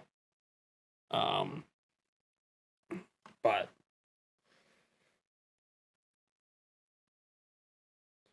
Steam Deck is a companion to the PC. You wouldn't just randomly buy one without your PC Steam library. Well, that's what's interesting is that Brian plans to do just that though, which is curious. I mean, I guess as I said, the only thing I can think of is to play some of those games on the go. I guess from your other platforms. I don't really like. For me, I'm interested in a Steam Deck because I already PC game. So like, there's a couple games I play on PC.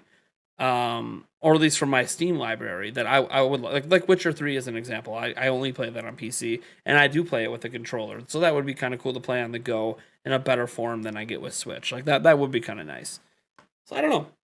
I find just a lot of this stuff just hella interesting. Like Harry Chess, let's cut to the chase. If Nintendo had a cutting edge system with a cutting edge looking Zelda, they would gobble the competition tenfold. And like this whole video was just about how we would suck as owners because like or as people running Nintendo because Nintendo is a greedy ass company. Because they're for profit. I pertort. There is not a single for profit company that is pro consumer.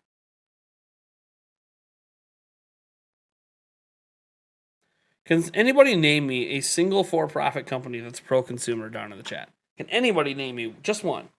Just one company that's pro-consumer. That's a for-profit company, not a charity. Not a non-profit.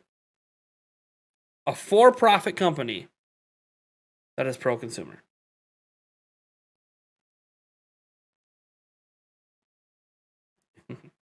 That's Amazon. That's obviously a joke. So of course not. Right? Like a lot of people are going to understand that for-profit companies are not really pro-consumer. Like even people, Base and Conrad bringing up me, and Center Prime is pro fans. Does that count? Like that's the thing. Like does it count? Now last year, I wasn't for-profit. This wasn't a for-profit company. We spent more money than the company took in. Between paying Mason Conrad, the fees we did to get some of that excellent work he helped us do last year, especially for our big E3 extravaganza, and whatever the hell I'm going to end up paying him this year once we finally get Summer Game Fest announced and know what the hell we're doing. But there's, and the equipment and everything, but we weren't profitable last year. So we couldn't call ourselves a for-profit company last year because we weren't profitable. Between all the giveaways and everything we did and everything I paid for, lost money on the YouTube channel last year. But this year, we're choosing to be a little bit more profitable, which means a lot of what I do is for profit. So does that mean that I am pro-consumer? I don't know. Does it? Why do I make content? Would I keep making the content if I wasn't making money?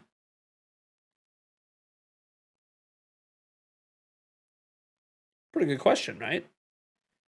Would a content creator like me keep making content if I wasn't making money?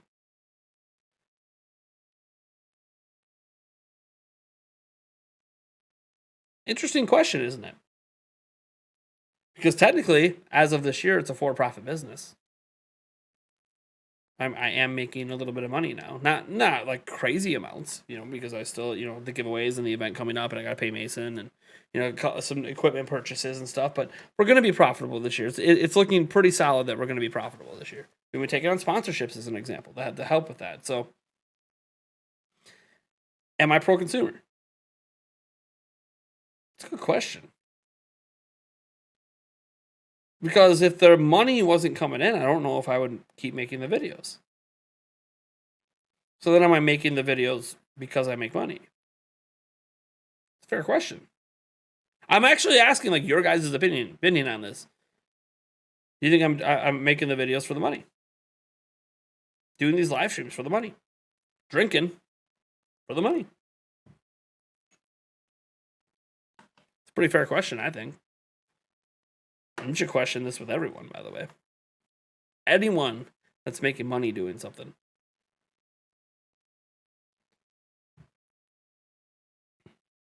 I wouldn't be a member if you didn't think you were pro-consumer. I dealt with some nonprofits that aren't very pro-consumer. Yeah, by the way, there's a lot of nonprofits that aren't pro-consumer, by the way, too. Just to be perfectly clear. This is not like a, oh my God, nonprofits are so much better. Some of them are, but some definitely aren't. So I wasn't trying to make it sound like nonprofits are, saintly out there or anything. They're not. But the whole point I was trying to say is that for-profit companies, they're answerable to shareholders. They're answerable to their employees that they got to take care of. They're answerable to a lot of people. So they got to care very much about making as much money as possible. Honestly,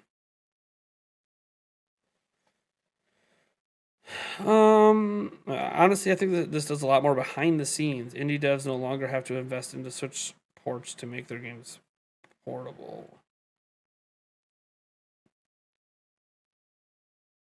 But why did they invest in Switch? It wasn't because it was portable. It was for sales. Because if you make a good indie game and release it on Switch, it sells well. Do you think the consumer base on Steam Deck's big enough that indie games would tell the difference between a Steam Deck sale and a PC game sale? Remember, it's the same platform. It's just Steam. It's just PC. I don't know that it really makes any difference with indie. They would still develop for Switch if they want to get more sales. Pro consumer, probably a bit like a part of it at least. Yes, I think you are doing it for the money, and that's not an issue at all. Hey, I love you, Double Pulse. I think you're doing it for the money, and that's not an issue at all. I'd argue Xbox, they are pretty pro-consumer. Well, shall we explore that?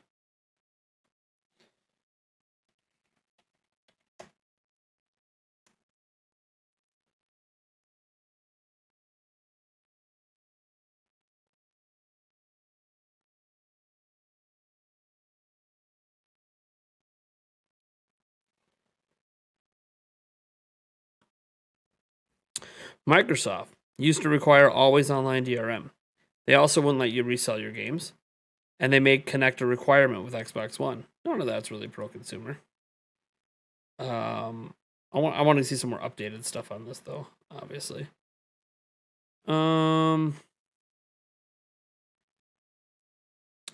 as a company has done a lot of anti-consumer stuff, but I'm trying to focus on just the Xbox division. A lot of it revolves around the inability to resell games. At least what I just see with a quick Google search. Microsoft themselves makes a lot of anti-consumer moves, but who cares if you are? YouTube is a whole job. It's legal money. You pay taxes. I do pay taxes on it. That is 1,000% correct. And I don't pay just personal income taxes. Like, oh, you 5.5% to the state and whatever percent. No, I pay business taxes, which are more expensive than personal taxes. I have to pay more on the revenue than you guys would get in like a W-2. To be real, as YouTube creators, some of the stuff we talk about daily is draining. Gotta pay them bills, not a majority of the time. Under Phil Spencer, but a lot of them being pro-consumers trying to regain market share. Oh, see, now you're getting it. Game Pass is great. But Game Pass is completely built for them to make billions in a decade. Artesian Builds is one of the most Artesian Builds. Oh boy, there's a nice example of a company that burned itself down pretty quick. I do pay taxes. Would you be considered a self-employed because of YouTube? Yes. You are self-employed when you're a YouTuber. Basically, you are an official legal business. YouTube doesn't take taxes up. Then you're not an independent contractor of YouTube either. You are a self-employed. it gets very complicated. Most YouTubers probably file as a sole proprietorship, which means the business is under their name. As you grow, you probably want to switch over to an LLC. All my taxes right now are paid under sole proprietorship, but there might be a day that I switch it over to an LLC or some other form of business and get a true business license. I got to apply for it in the state of Wisconsin and all that stuff. Right now, sole proprietorships, you don't really have to do that because when you're a sole proprietorship, you can just have it be your name. And you can run a sole proprietorship with your name and your social security number and stuff. You don't have to have a separate business thing for it. But you do have to still pay sole proprietorship business taxes. So you still have to pay business taxes and still have to file business tax forms. But you don't have to register as a business. You will already be registered with the state upon the submission of your business tax form. That's basically your registration for sole proprietorship.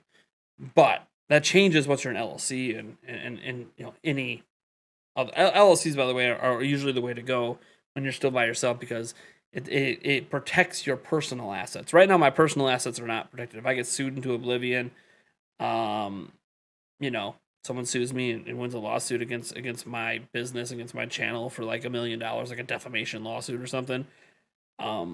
Everything I own could be taken away. My car, as an example, that we use for nothing to do with the channel. The car's not used for anything with the channel. The car's used for my family, for my kids, for Yulia to get to work. It's in my name. They could take that as collateral in a lawsuit right now. So like it's a little, you're kind of playing with fire, when you're a sole proprietorship because everything you own can be claimed. LLCs though, limited liability companies, limit your liability. That's the whole point. So the only assets that could be taken would be channel specific, like the camera could get taken. These lights here, which are specifically only for the videos, could be taken. This microphone that I only use for this could be taken. But my house can't. My car can't. My kids' beds can't. My beds can't. My phone can't be taken. So, yeah, but it doesn't protect you from everything, but it protects you from losing, some of the big stuff. That being said, to answer the question that I posed earlier, do I only make videos? That's not what I really said. I said, do I make videos for money? And here's the bottom line. It's sort of a catch-22. I didn't start making YouTube videos for money. Didn't really know I could make money doing it, to be honest. But I'll say this. I really like making videos. I enjoy it. I enjoy these live streams. I enjoy conversing with you guys. But I would not be able to make the amount of videos I make at the frequency I make them, or do live streams at the frequency I make them if I wasn't making money. So it's like I am doing it for money. But that's because the money affords me the ability to do it. So that's why I was like, what came first? Like I was making videos, not really caring about money, but then I started making money, which enabled me to spend more time making more videos. And now I'm a business and paying business taxes, and it's not insignificant money. You guys saw the revenue last year. It was $24,000 on YouTube last year. That's not insignificant money that I have to pay taxes on, So it's interesting when you start thinking about it, right? Like, I do make my videos and my live streams to make money, but also I want to make them. Like, it's weird because I want to make the content, but I can't ignore that it's for money. But as an example, we made $15.98 tonight, right, on this live stream. I've been streaming now for 2 hours, almost 2 hours. That means I have made minimum wage per hour doing this live stream. Technically less because part of that goes to YouTube. So let's just say I've made $6 an hour the last 2 hours. Ask yourselves, if I was doing this for money, would I still be live right now? Now, I can't be live if I don't make any money. But I have a lot of live streams where I'm streaming for 3 or 4 hours and I've only made like $20. And that's nothing. Like the per hour return over what I could make doing a different job or something is really bad. Like really, really bad. But then there's other times that I'll stream for 2 hours, 2.5 hours, and we'll make hundreds because we just happen to have very, very generous people. We have J-Lo popping off for $100 donation. We got, Natsu coming in and dropping a $50 spot. We got Joycey J coming in and being like, hey, we're doing every day I'm hustling. Here's a $20. Let's go, baby. We'll have Tony0096 decide, you know what, Nate? I want to give you $5 a day. Paul Gale Network pops in and he's like, hey, buddy, your Hylian Shield's on the way pretty soon. That's really great. By the way, here's a tenner. Like every now and then we'll just have a really big revenue live stream. And I have no idea when those are going to happen, right? Like I don't control it because it's based on the generosity of the viewers. I have no idea. I have no idea if I'm going to make $1 when I live stream. I have no idea what I'm going to make when I post a video. Like you want to see how all over the place it is with videos? Oh my gosh, it is insane. Like some people think the revenue on videos is like crazy. Let me show you guys. So here's the back end view that I get when I'm just looking at just my videos. These are my lives, and then my community posts, and then my stories. They don't give you a thing for shorts right now, which is kind of weird. But anyways, let's like look at not any of the videos today because these are just today. I'm really sad the Zelda video is not doing only 599 views. Rough. A lot of by the way, these videos were posted really close together when they weren't supposed to be, because YouTube took 3 hours to approve of these videos. It was crazy. I've never seen YouTube take that long. Anyways, let's see for this video. This video, well, we don't have it. -8 subs. So dumb. Anyways, I always get angry when I post a video that pisses people off, I guess, and makes them leave. So we made $19.60 on this video. Yeah. All right. That's that video. This video, 65 cents. Oh, that's right. That video was, I took that video down. There was a big audio issue with it. Let's see this video. We got $3.90, and I lost a subscriber. That obviously wasn't good. Switch sucks. Not really. $16. Okay, not too bad. Release date and more. $6,719. All right. Not too bad. Forced to change. Another 6,000 views. Not too bad. $22. For some reason, that one made more with less views. Why? Beats me. I don't really control it. Let's see here. Nintendo's Big Tease. 26. Less views. More money. Don't get it. Don't have to get it, I guess. Let's see here.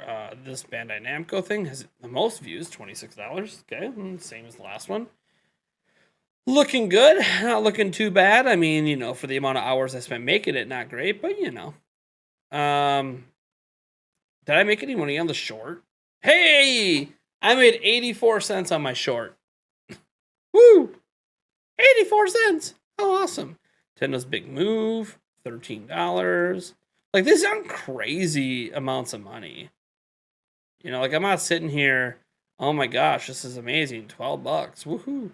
And, like, I'm actually making a bit more recently than I'm accustomed to. Viewership, I guess, has been doing a bit better. Like, what this 8,000 view video do? 37? I mean, that's not bad. That's not too bad. That's getting a bit.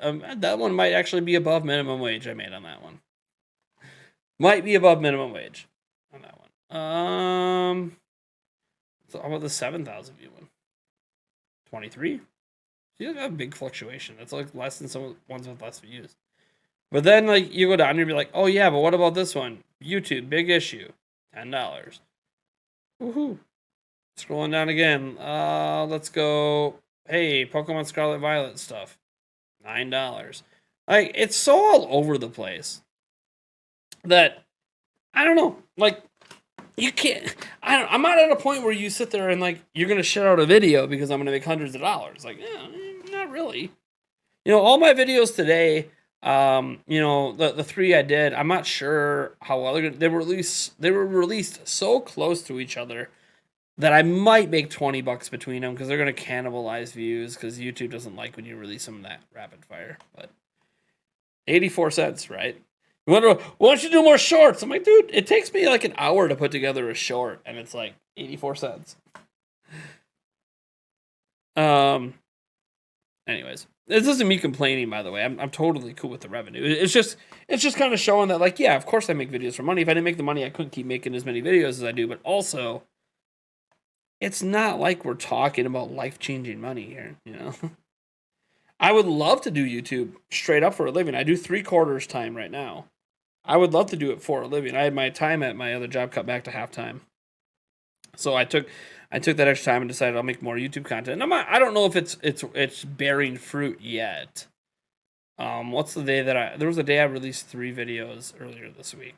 The 6th. No, wait, it was just I got 2 videos on the 16th. And wait, no, I had 1 video. That's a weekend video. Let me go back to last week. There was a day I released 3 videos. The 13th. And for those 3 videos, I got 22 plus 19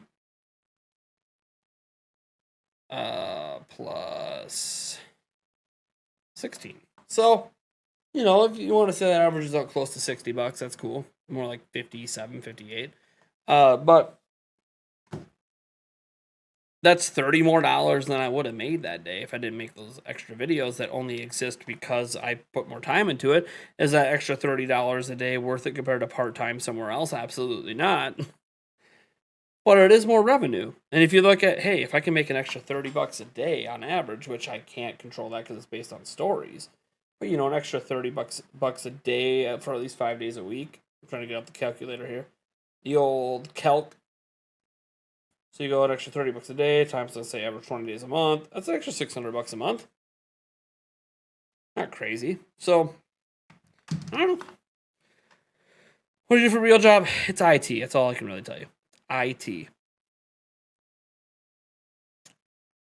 Don't forget senpai. Anyways, go ahead and ask your questions. Ask whatever you want, guys. Q&A time. Q&A! Let's go, baby! Q&A time! Ask away. What, you guys got any questions tonight? Buying a car. Yeah. Cash that 84 cents and go get 3 gumballs. Do you think I can get 3 gumballs for 84 cents? It's like 50 cents now to use one of those gumball machines. Some of them are $1 now. Imagine sleeping. What sleep? You would think, because, you know, I'm always doing Miller Lite. My favorite's Miller Lite, but it's not. I like Angry Orchard. Just the normal Angry Orchard apple. So it's not real beer because shut the fuck up. Really it's 2/4 these days. Yeah, dude. Shit's getting more expensive. Even just for gumballs. Funny thing is, you can get like a whole pack of gumballs at the dollar store for like $1.50. But hey, man, we gotta get that 50 cents per ball. We're making some mad cash on that. Favorite non-alcoholic drink.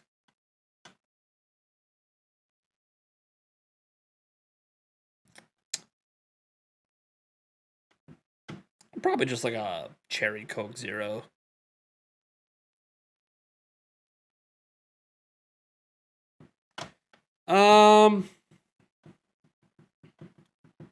Sometimes how the solution is, did you restart your software? Did you turn your computer on and off again? That's a really, like, if you ever watch like the IT Club show from the UK where like, have you tried turning it on and off again? That's literally half of my phone calls. Is just restarting the software or restarting the hardware fixes everything. And of course, it's a step. they didn't do on their own. Then you get people yelling at you, "Oh, you think I'm an idiot?" 10 minutes later. Huh, everything's working fine now. Have a good day. Yeah. Yeah, because you know what you did during that 10 minutes? You went and rebooted your fucking hardware. Thanks. But I'm an idiot because I asked a very basic question that, hey, to be honest, a lot of people don't think to do it. Judging by YouTube comments, it seems that no one has learned from Gary Bowser. What were they supposed to learn exactly? I'd rather spend the $2 for a bag if gumballs than I'm only going to chew 3 of them. What would you say is the biggest remake you'd like to see done for the Switch, and who would you want to make it? The biggest remake I'd like to see?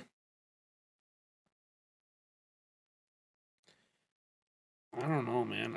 I'm more into like new games than remakes. I guess like Snowboard Kids coming back as a remake, and I just want Nintendo to do it. I don't really have a specific studio. Like, I don't know. Like, I'm not really that big into remakes. They're cool. Like, I'll play remakes I'm interested in, but I like new games. You know? Hate my help desk at work. I usually could fix more stuff than them, except it's all admin lockdown, dude. The red tape. It's one of the biggest things I hate about the job is the red tape I have to go through sometimes for really, like, I already know what the solution is, but I have to go through proper procedure, and I can end this phone call in 30 seconds. But instead, I'm going to be on this phone call for the next 3 hours going through procedure when I already know what the problem is. But if I don't go through procedure, I get marked and then fired. So dumb. And like the people that make all this red tape and all the rules and the regulations, it's like they don't even know what the IT job's like. Like they have no fundamental understanding of it at all. Like at all. So like the people making these rules and regulations don't even know the job.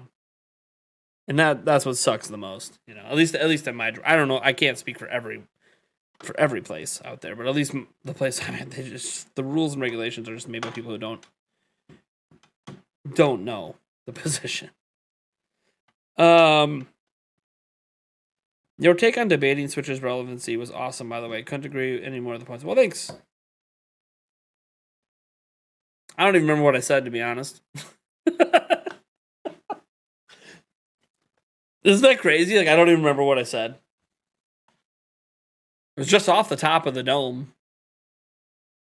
That's the thing when I don't make a script and I don't spend a ton of time thinking about it, right? It's like, no, it's just my honest thoughts at the time. What's your opinion on Star Tropics? I like Star Tropics. I think it's really good. The first one, anyways. Haven't played the second one.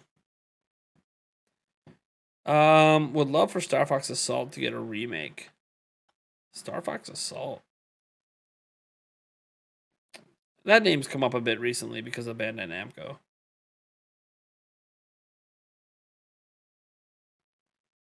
Whoa.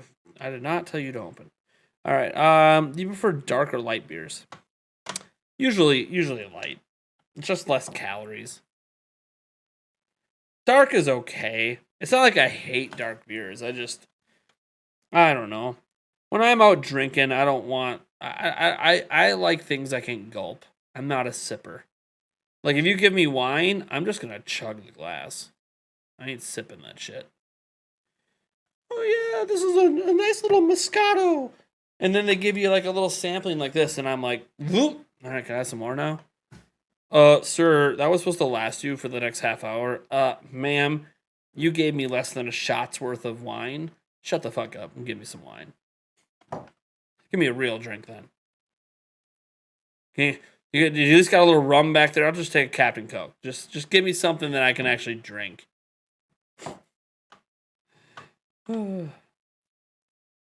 Yes, I've heard of the Intellivision Amico. What's up with the worldwide chip shortage? What are we talking about there? There's a new factory opening up next year. Do you hear how Square Enix president is doubling down on the blockchain in their games? I mean, I haven't heard about it, but I'm not really surprised. Square, let me see. Square Enix. We're just typing in Square Enix blockchain. If there's some new news today, that should pop up. Sure, let's read this news together. I haven't seen this one today. Really? Okay. Any website that makes it so I have to turn off ad blocker, I'm just gonna skip. Get sponsored, man. Get sponsored. As if it's just that easy. All right. So we got this on PC Gamer. The Square Enix president continues hopeful tone on blockchain despite backlash. Yusuke Matsuda said in January that he knows many players dislike NFTs. Square Enix president Yusuke Matsuda reiterated his previous hopeful tone about blockchain and token, commonly called NFT technology, in a new interview. It was posted April 15th at Yahoo Japan. Okay. It's spotted and translated by Video Game Chronicle. If, instead of relying on goodwill, we can also provide incentives to those who contribute to development by utilizing technologies such as blockchain, there's a possibility that innovative and interesting content can be created from the ideas of users. This is him trying to push it as like, hey, users can do user-generated content and make money, basically, is what he's trying to say. Matsuda was widely criticized this past January when, in New Year's message, he said that Square Enix would investigate and explore blockchain technology. I realize that some people who have to play it fun. Okay, that's old comments. Masuda contrasted those who play to have fun with those who play to contribute. Those players that effectively contribute to developers by creating custom game modes or organizing the game community. Masuda's hope is that token technology can be used to incentivize and reward those players. Until now, in most games, we provided the content as a finished product, and the players played the content. However, there's a certain number of players in the world who want to contribute to making the games more interesting by creating new settings and ways of playing. So a lot of these people that make these mods, by the way, they just use like Patreon and stuff to get support. You can also, instead of blockchain technology, like just give them a way to sell it in game. Like create like a game like Roblox, where it's basically all user generated content, but then just enable within the game the creator to charge money to play that content. You don't need a blockchain for that. You don't need NFTs for that. You just let them legitimately sell the right to play their game.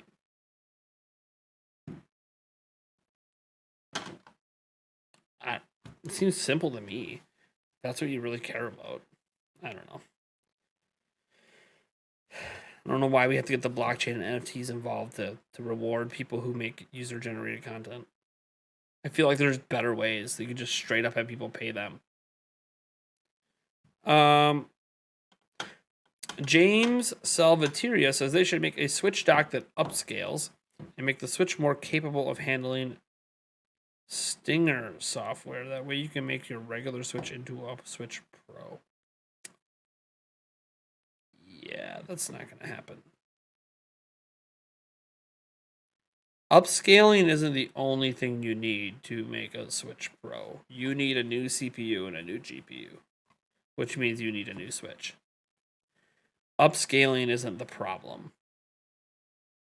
You need more power, and you're not getting that with just a dock.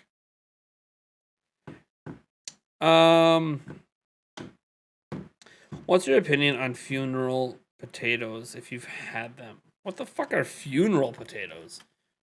Funeral potatoes. What are these? This is a thing? Cheesy and delicious. They're just cheesy potatoes. What's so... Okay, so you cube them. You make your cream and cheese mixture. You sprinkle some crust shit on top. I've had this shit. We just call it cheesy potatoes. When were they called funeral potatoes? We just call these cheesy potatoes. What the fuck? Like, is this like a Is this a posh thing that we have to call them funeral potatoes? I literally am seeing all these recipes and they look exactly like just baked cheesy potatoes. Like, okay, stick of butter, frozen bag of shredded hash brown potatoes, an onion, a little bit of flour, some milk, some chicken broth, black pepper, Monterey Jack cheese, sour cream, half grated cup of sharp cheddar, 2 cooks of kettle cooked potato chips to put for the crust, and some grated Parmesan. It's literally fucking baked cheesy potatoes. I guess it makes it funeral potatoes because you put the crust on top. Not everyone does that. What? I mean, I guess the idea is like this is just what people bring to a funeral, like the after party. But dude, come on now. Why do we have? They're fucking cheesy potatoes. They're baked cheesy potatoes. My God. Anyways, yes, I've had them before. So to answer your question, I have had them and they're delicious. I don't like sour cream though. So usually, if they have sour cream in them, I end up not liking it too much. So I like versions that disclude the sour cream. But it's a personal thing. I can't help it. I just don't like sour cream. Let's see here. Supposedly the NFT that someone paid like 3.8 million is only getting a bit of like 8K. So obviously the wide scale interest is in there. You think? I remember that story. Some guy paid a shitload of money for an NFT, and then he's like, oh, and I'm gonna sell this NFT. I'm gonna tell you guys right now, 50% of the profits are gonna go to charity. You know, he projected it was gonna sell at like $200 something million, and then the actual bids were so fucking low. I'm like, yes, NFT market, destroy yourself from all of the millionaires that were buying these stupid NFTs, these stupid JPEGs that they thought were going to be fucking worth something. And people are realizing, LOL, you ain't getting your return on investment you thought you were going to fucking get for buying a goddamn JPEG. Enjoy. The funny thing is, you don't even own the JPEG. You don't technically own it. You own a spot in line to look at a JPEG. So enjoy your NFT that you paid millions for that you're never getting that money back. I hope to see more stories like that. It's hilarious. Roasted potato, oven roasted potatoes is pretty good too. It's a Mormon tradition. They serve them at funerals as far back as the 1800s. That's cool. They're still just cheesy potatoes to me. Sour cream is great. I mean, a lot of people like sour cream, so I'm not here to bash sour cream. I'm not a sour cream guy myself. So a lot of dips like have sour cream as a base, so I end up not liking most dips either.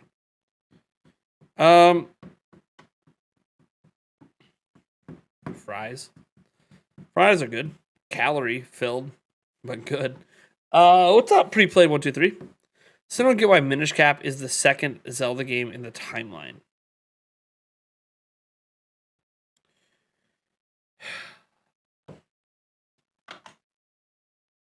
Oh my god. Because Nintendo said so. I mean, hold on.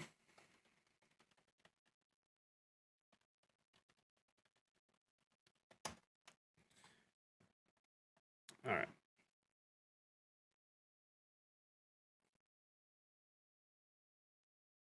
Here's the official Google search reason. It is the second story in the timeline as a prequel to Four Swords. Minish Cap tells the backstory of Vaati and the birth of the Four Sword. Skyward Sword is the start of everything and exists before Hyrule does. Hyrule exists in Minish Cap. The reason it's in the unified timeline is so that the Four Sword and Vaati can exist in all three timelines. There you go. At least that's what someone on Reddit said. That the reason they made it the second game is so the Four Sword and Vaati can exist in all the timelines. So there you go. That seems to be the consensus, even on this Reddit thread here. A lot of it seems to be based around the four-sword and body. Some people used to think it was because of the hat, right? Link didn't wear that like Skyward Sword kind of retcon that, so it's not really because of that.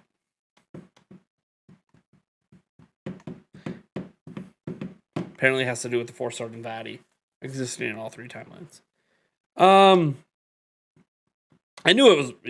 Anyways, that's what people are assuming.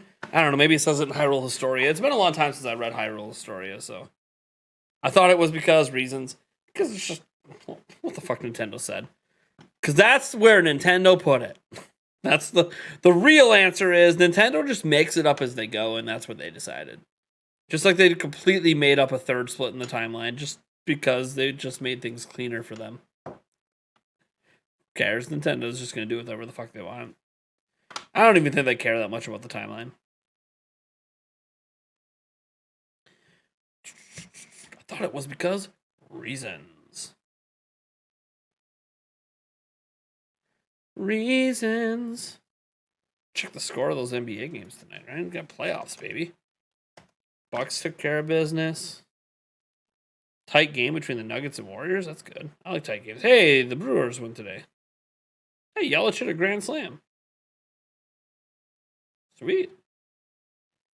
Anyways, Philly won again. Yeah, the Raptors are not championship level. That's just the truth. Dallas beat Utah to tie the series. Wow. They did it without their main guy. Good for them. Brunson went off. Holy shit, did Brunson go off? 41 points. Holy shit. Good for him. Damn. Not looking good for the Jazz. They're having a hard time beating Dallas without Luka. My God. Why was your message deleted? I didn't delete your message. Did YouTube delete it? Maybe you posted something YouTube didn't like. I don't know. If YouTube deleted it, that's YouTube's filters. YouTube sometimes does that when you post something they don't like.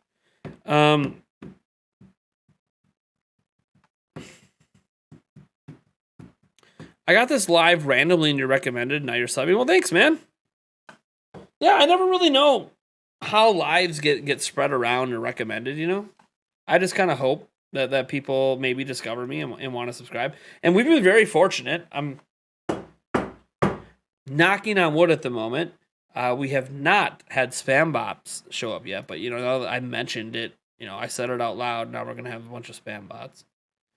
We lost subscribers today. What the fuck? That's whatever. It's the way it goes. Probably because people he posted too many videos too quickly together. We got to unsub right now. It's whatever. But man, a Breath of the Wild 2 rumor video is not gonna perform like shit. I knew I should have waited. Should have waited till tomorrow to post that video. That's what I get for YouTube messing around with me and me deciding I'm gonna push all the content out anyway. How did everyone discover this channel? You found my channel through what? Game Over, Jesse?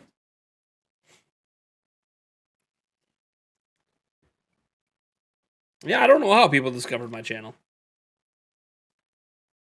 Do you guys even know? Do you even remember how you discovered my channel? Because I have no idea how people found my channel.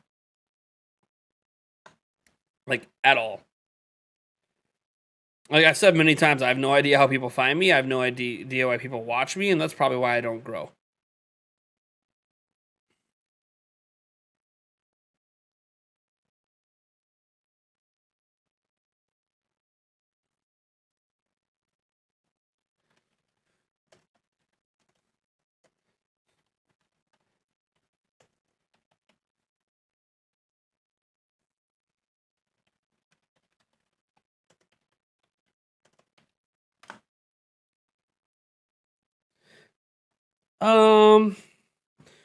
Jesse is like the root of all the channels you sub to. Nice.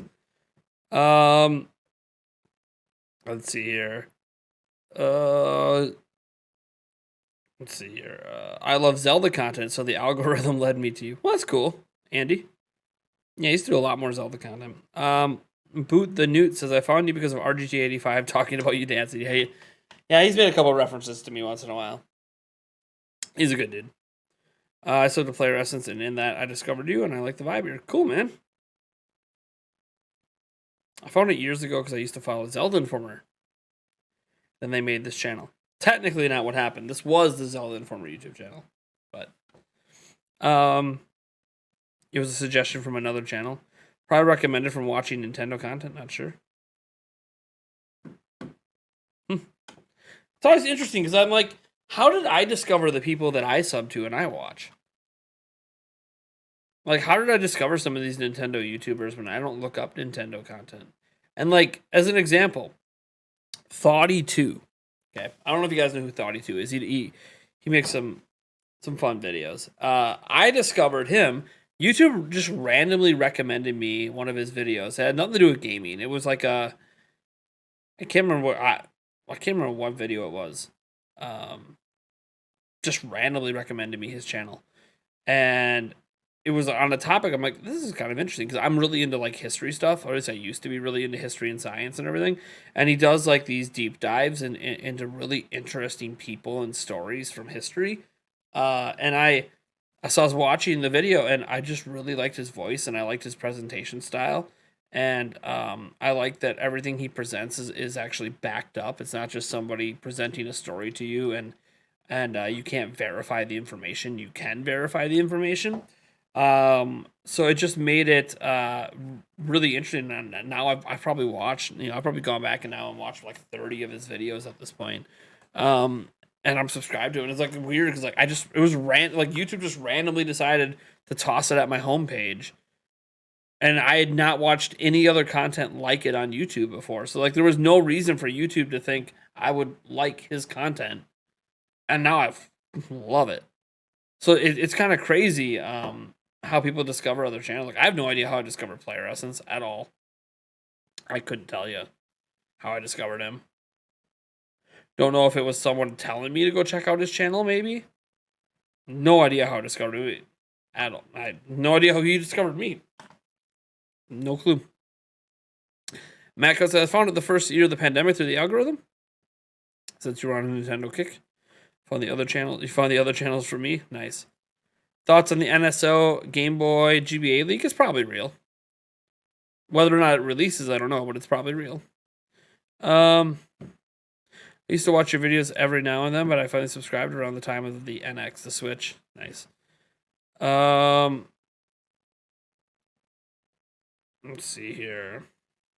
The Chamber of Sages. Oh my gosh. I remember the Chamber of Sages. I remember that. A lot of gaming news channels like Zelda Universe of the Spawn Way, which led to most of the Spawn webcasts. Nice. Can you do a throwback and play the horse guys? Only for super chats. Sorry. Fishing for money. That's just the way it goes. Haven't had a super chat in a while, actually. That's all right. I'm sure I confuse YouTube algorithms because I watch all kinds of random stuff, gaming tech. Yeah, like if I go to my home feed, like let's just go to my home feed together.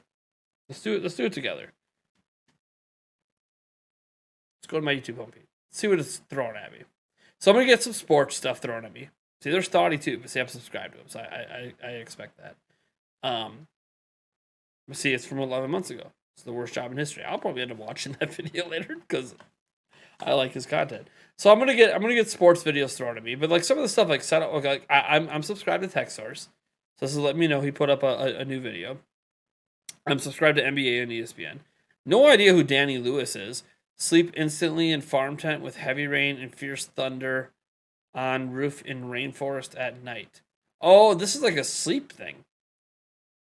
I have no idea why this is being suggested to me. At all. How is Toast? I'm not subscribed to this guy. How Mordor did nothing wrong. No idea who this dude is. Nintendo hates you. Now this will be based on my channel and other Nintendo content that I check out from people I watch. No idea who this guy is. There's Boogie. I've been subbed to him a long time. I don't really watch his videos anymore though. This led me and Logan Paul to the same woman. Oh my god. Okay, this is just sports stuff. I don't know who this creator is, but sports. So I watch the sports stuff, so I'm not surprised there. things Queen Elizabeth has never been allowed to do. I bet you this is being suggested to me because I watched Thoughty too. More sports stuff. Ludwig, I am subscribed to Ludwig. Thoughty 2 Gamers, I'm subscribed. Sports stuff, I always expect sports stuff because I do watch a lot of things like Speak for Yourself and stuff on YouTube. So, Commander Jersey, never heard of him. Shark Tank, no idea why Shark Tank's being mentioned to me. I don't watch that show really, but cool. I do know what the Scrub Daddy is. I have one before. Guga Foods, why am I being presented a food channel? No idea.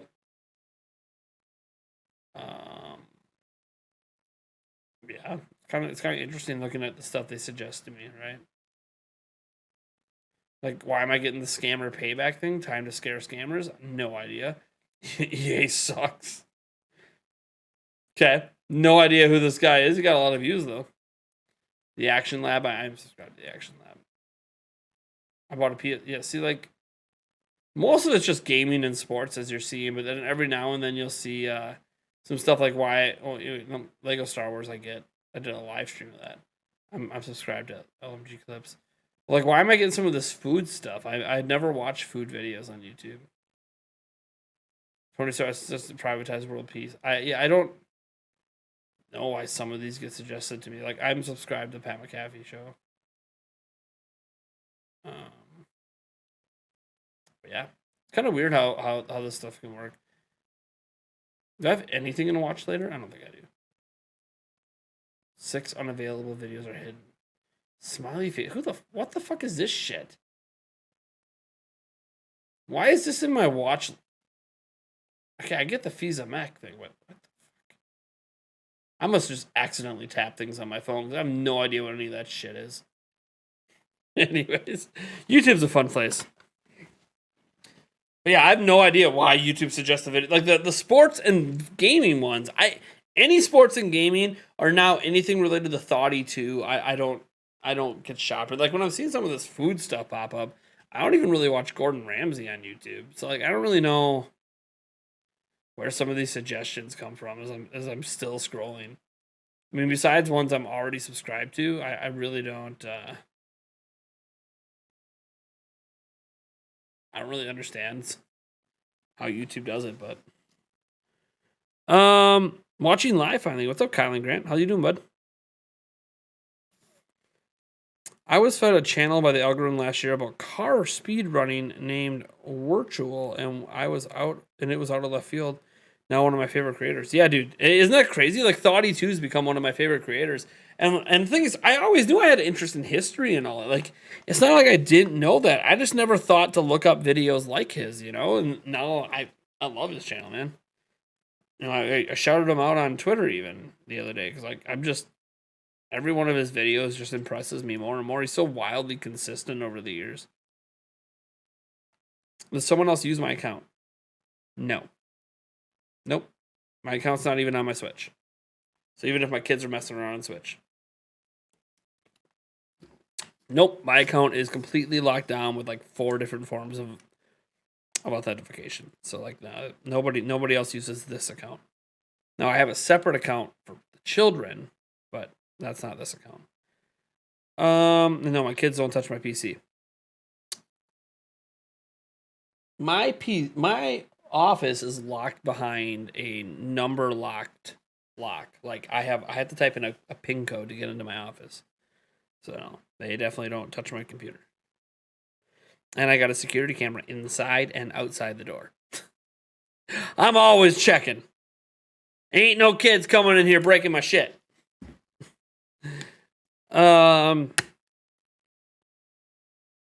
Brave makeup tutorial gonna be on the death wheel? Oh my god.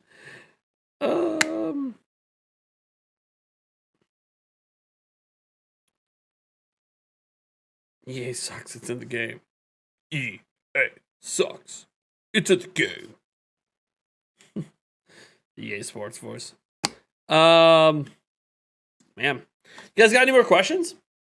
Or are we tapping out tonight? Is this the end? Are we tapping? Did I see the Thor announcement? No idea. Thor. What was the announcement?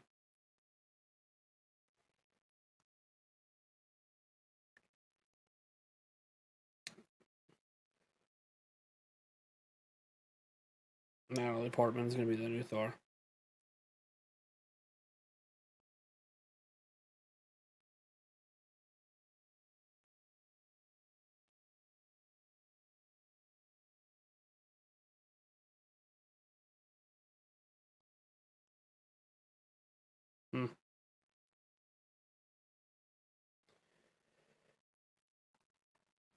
I don't really have any thoughts on it. I mean, I've known for a long time they were going to replace Thor with a female version, but it's in the comics, so like it's not like a surprise.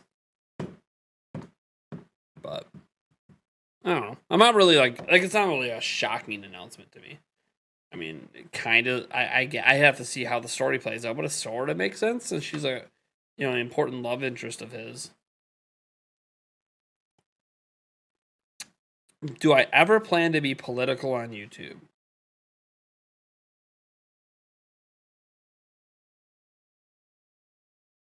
So in the last election, I voted for. That didn't go as planned. I was trying to spray water on myself, but it didn't work. I squeezed the bottle really hard, and I had to squeeze it even. This bottle doesn't work. I was literally trying to splash my face. No, I don't ever plan to go political. God, come on, bottle. I was trying to make a fun joke and make myself all wet, and you wouldn't work. Like, watch. I'm trying to. It's not working. I can't spray water out of it. This bottle sucks. I was trying to spray it in my face for even attempting to go political. No. Dude, fuck politics. Just in general, fuck politics. You guys can be as political as you want. I don't care. Not on my channel. But no, I have no interest in ever going political, making a political channel. Zero. None. Nada. And politics is a joke. I'm always going to think it's a joke. At least in the United States. And that's where I leave it. Great night. Gotta go to sleep. You're tired. Later, Charles.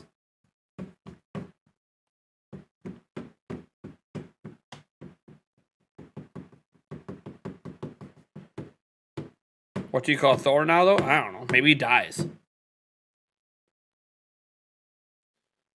I have no idea. I haven't read the comics in a long time, so it's like a... And I'm not even sure if I read that particular comic. Like I used to read a lot of comics when I was a kid, but now I don't really remember a lot of it. So like I'm really into all these comic book superhero movies and stuff, but like I don't remember a lot of things. Like I remember some vague details, but it's not like it's something that I remember specific stuff. Like, oh, did Thor die, or was he changed names for a while? Like no idea. I don't remember. There's a new Thor trailer. Yeah, I know. I noticed. But I haven't seen it yet, no. I'll probably watch it after this. If I watch it now while I'm live, I'll get copyright claimed. So, Thor Oldenson till he gets his name back. Did you see Nintendo leak the key art for Kingdom Hearts 3? No, I only, it was Xenoblade Chronicles said Kingdom Hearts 3. Why did I go to Kingdom Hearts 3? Of course I saw it. I literally did a video on it, I thought. Did I not do a video on it? Maybe I just mentioned it in a live stream. Let me check. Did I actually do a video on it? I might not have. I might have just mentioned it in live stream. Maybe it was a dual story. No, I remember. I made a video on something else, and then I mentioned at like the very beginning about that story. That's right. I didn't actually do a dedicated video about it. But yeah, no, I saw it. I tweeted it out too. I'm excited for Hellblade 2. Sure. First one was good.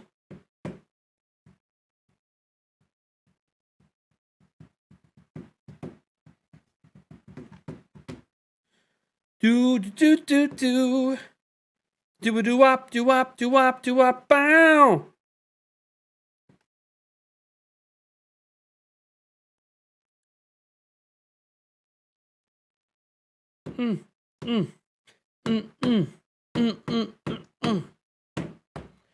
Yeah.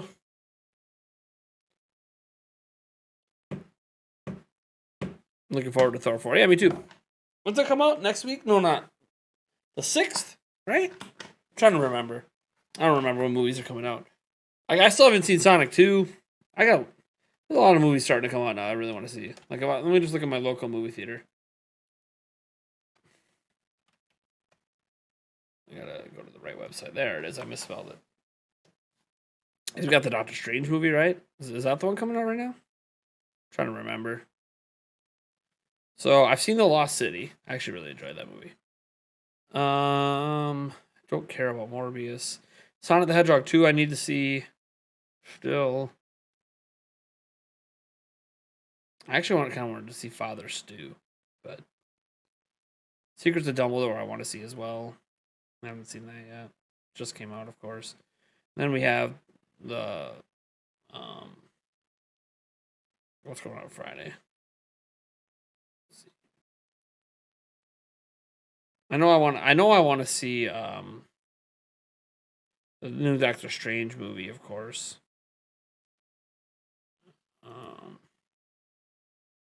Yeah. Doctor Strange in the Multiverse of Madness. But I don't know when Thor comes out. Anyways, I want to see them all. So Doctor Strange 2 is a couple weeks. Yeah. I don't have tickets for it yet. I thought about it. It looks like they're going to have a midnight show at my local theater. And when I say midnight, they don't do midnight shows anymore. Now they just say, screw it. You can just come early at 4:45 or 7:45. So, like, part of me is like, yeah. But then I'm like, God, that's also a school night. So, like, how am I going to get a sitter? You know? To let me go to the damn movie. To let my daughter stay up. I don't know. But I'm excited to see it. There's a lot of movies coming up that I want to see. I'm a big movie guy, and I like watching them at movie theaters. Are there any good mom and pop restaurants near you? Also, don't waste your money. Secrets of Dumbledore is really bad. I am someone who enjoyed the other ones, the other Fantastic Beasts movies. So as someone who enjoyed the other ones, I already know I'm going to enjoy the Secrets of Dumbledore. I already know. I mean, as much as I wish Johnny Depp was the main guy, I like Mads Mikkelsen, so I'm not too upset about who the actor is, but I'll probably like it.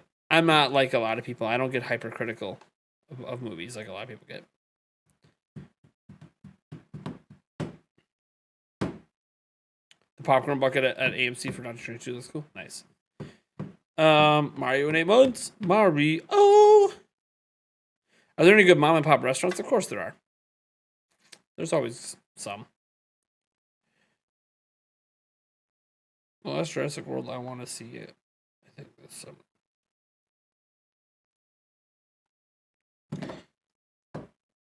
I want to see that too.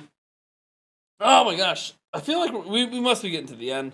The chat's really dying down. The questions aren't anything crazy. Now we're talking movies out of nowhere. I guess that's what's on people's minds. A new trailer drops, and as I'm sitting here, while I'm live streaming, looking for news to post and make videos on. There's a new system update, huh? Anything interesting? Updated the bad word list. Woo! General system stability. And they updated the bad word list, so you can't use certain naughty words now. They're making the naughty words harder to use. Jason Momoa is going to be in a Minecraft live action movie. They're making a Minecraft live action movie. That's awesome. I can't imagine it's going to go well, but that's awesome. That feels like a disaster waiting to happen. I can't think of anything to ask yet. Well, I mean, a lot of you guys are regulars, so you guys see me live stream all the time, So when you're like seeing me stream all the time, you run out of things to ask because all the things that you want to ask of a person you've already asked. You've already gotten the answers to everything. So you don't really have anything new unless there's some like big news or something you want to know my opinion on. But that's the way it goes. Nintendo recommends free-to-play games? Which ones? Let's check this out. Let's take a look at this. Let's explore this together. Let me get this set up here. Did I close? I didn't mean to close that. Whoops. I can't read the chat. The chat's gone. That was a mistake. Let me reopen that. All right. So Nintendo is recommending free games, free-to-play games. So let's look at Nintendo's free-to-play game suggestions. Stock up on quality games for free. They dropped this today. Did you know there are lots of amazing free-to-play games available? Deltarune, Super Animal Royale, Pokemon Unite, not surprised there. Sky Children of the Light, it's a good game. Rocket League, Super Bomberman R Online, Capcom Arcade Stadium, Apex Legends. Fortnite's coming in here somewhere, right? There's even a Fortnite Switch. Spellbreak, Rogue Company, Ninjala, exclusive on Switch, by the way. There's Fortnite. Warframe, Jump Rope. Wait a second. I thought they got rid of Jump Rope Challenge. They brought it back? I mean, you can see I already have it downloaded. They brought it back? I thought they got rid of Jump Rope Challenge. When did they bring Jump Rope Challenge back? When did they bring this back? Hey, this is news to me. When the hell did Jump Rope Challenge come back?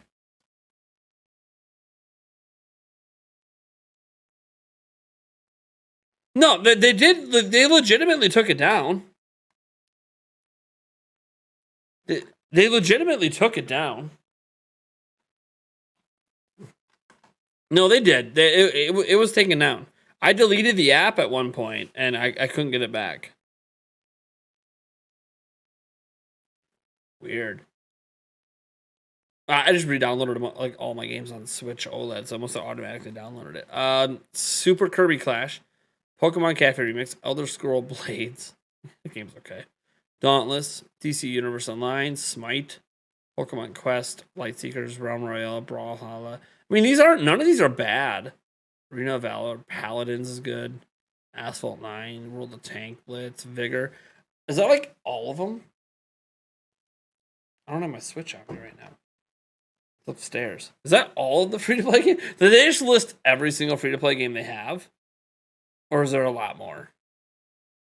Is there a lot more? Like, these are the games Nintendo are suggesting for free-to-play. It's a nice wide variety of types of games. Is that all of them?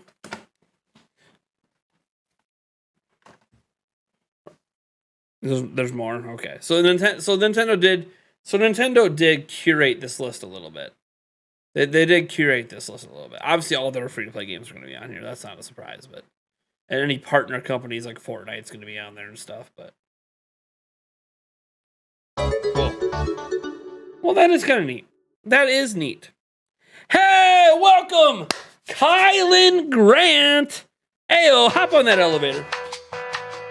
Hey, be sure to watch over to your left. If you need to go to the bathroom, we do have an included toilet. Flush, please. Right, we have put a toilet on our elevator. You are now rising up to floor 99 of Nintendo Prime Tower. You have reached the tippity top here in a moment. You are the latest member of the board of directors. You have joined our legend rank. Thank you so much, helping us extend to the next stage. It actually bumps our member goal to 162 out of 200. You are awesome. When you get to the top, we do have a little bit of Gordon Ramsay straight back once you get up there. He'll be making you some fresh omelets. We got some fruit on your right and some cookies on your left. You're actually the only member of the board to visit today because we're only letting new members into the top floor today. Old members, sorry, you get the night off. Don't hold the... Yeah, Natsu installed the toilet. How it works on an elevator is beyond me. She said she will reveal it at, 250 members? Natsu will finally reveal how the toilet works. All right, we've reached the top. Welcome, Kylan Grant, to the tippity top. Who left shit in the toilet and peed on the seat? Who knows? Thanks for joining, Kylan Grant. Sorry about not super chatting. I just bought a house. Dude, that's awesome. Closing in 11 days. Dude, a house is a big... You don't have to super chat. No one ever has to apologize for I'm sorry I didn't give you money for no reason other than I just want to. You don't have to apologize. You're good. Enjoy the new house, man. Enjoy the new house.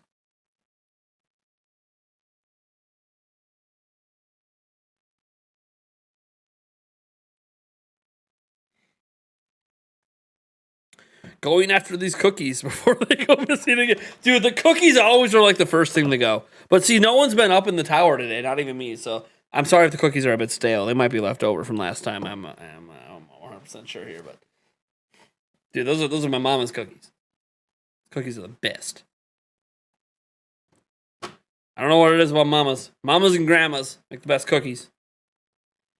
Just not Yulia. Yulia doesn't make cookies. She's not. Cooking is not one of her skill sets. Baking, none of it is.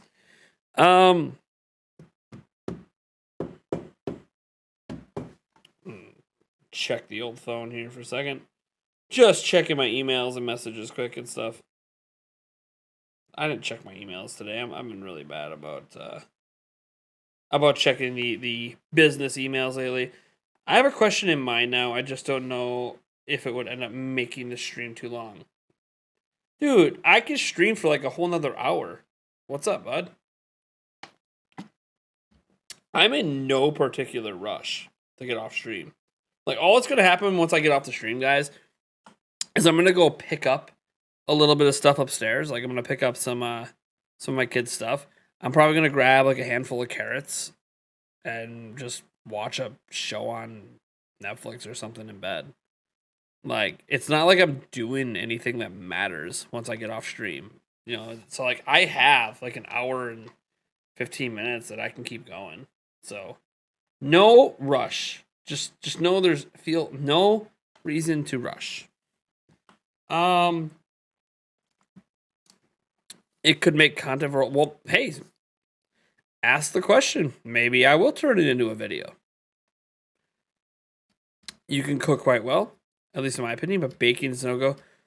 It requires measuring. It's not that hard to measure, but go to your mom or great grandma. Yeah, all right. Well, everyone's different. I'm trying to be nice around here. God. Nah, it's all good. You guys are all good.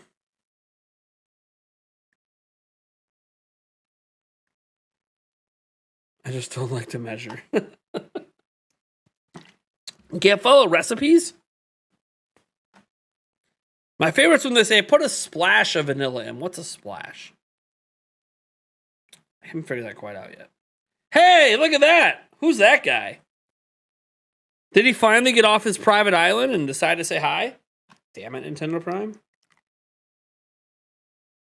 That's all right. You're lucky I want to do a shot of beer.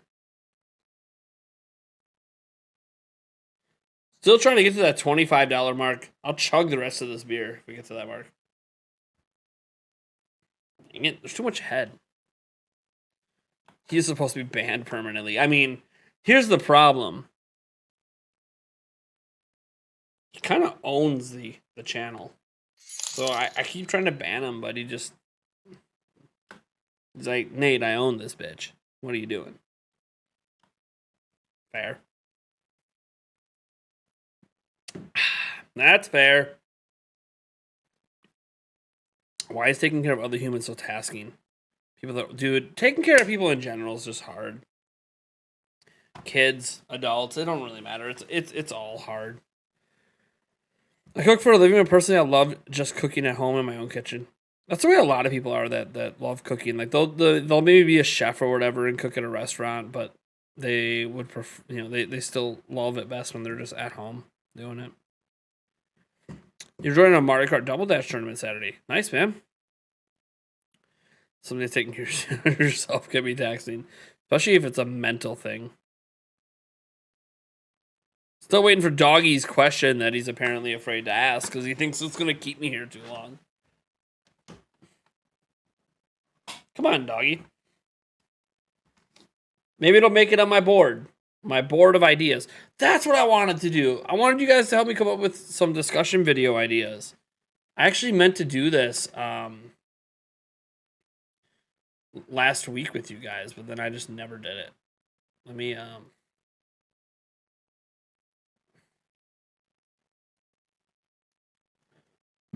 let's go.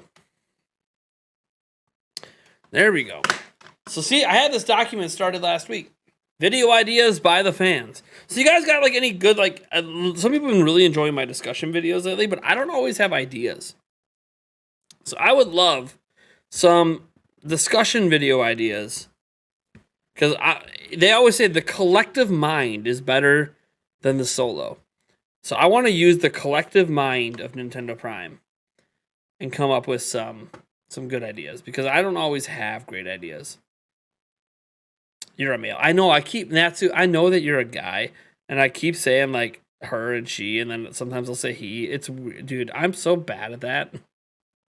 I'm so sorry, Natsu. I'm really bad at that. I'm so sorry. And I know I've like called you a girl and a male at different times. Oh, I love the internet. Nintendo's already made a home console that can go on, and can go a handheld console only, and a handheld console that can hook up to a TV only. Thing missing is a TV only console. I know what you mean, because the Switch Lite is handheld only. Top 5 new features you'd want to see from Switch 2. All right.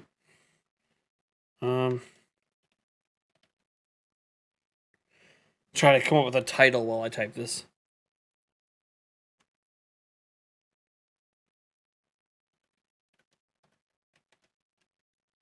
Something like that. You gotta make it clickable. I might change the title before it goes up, but that's not a bad idea.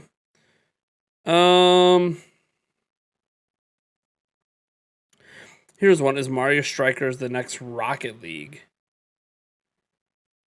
Really? You're likening it to Rocket League? I don't know if I could do that. I don't really play Rocket League. Nate's top 10 Nintendo games of all time. I don't really know if people are going to watch that, but sure. Top 10 Nintendo games of all time. I don't know if people are going to watch that, but I'll throw it up there.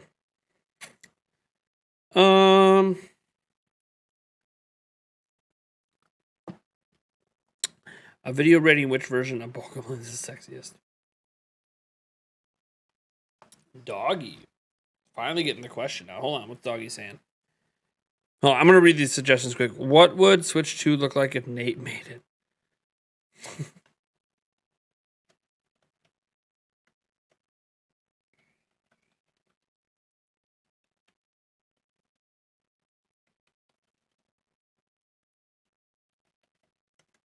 I don't know. I can't. I might go with the titles right now. Make new merchandise item in a video. I don't really make the merchandise items. You just like come up with a graphic and I go to websites and stick it on stuff. Show us just the tip, my God. Okay, so Doggy finally got his question in that he was worried would be a whole topic on its own. And he said, what exactly constitutes a good third-party support? How much weight do you put in quantity, genres, budget, enjoyability, etc., and why? Where does Nintendo stand compared to past and present competitors? It is a pretty loaded question. I can see why you thought there's not enough time to answer this. It's not a difficult question, because here's what you have to look at it. Here's the way I think the general consumer looks at it. The general gamer looks at it.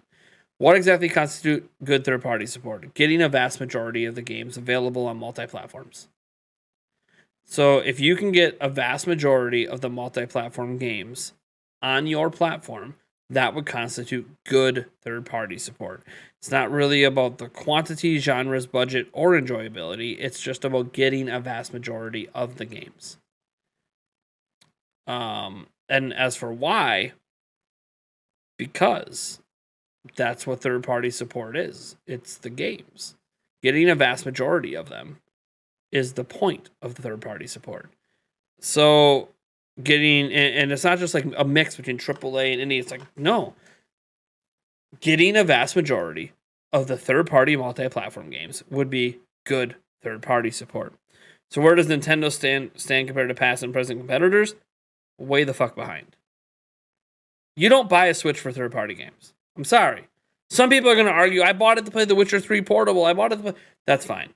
You wanted to play Doom Portable, Doom Eternal. Cool. But guess what? We don't get a majority of the major AAA third-party games. So because of that, I would say Nintendo is significantly behind.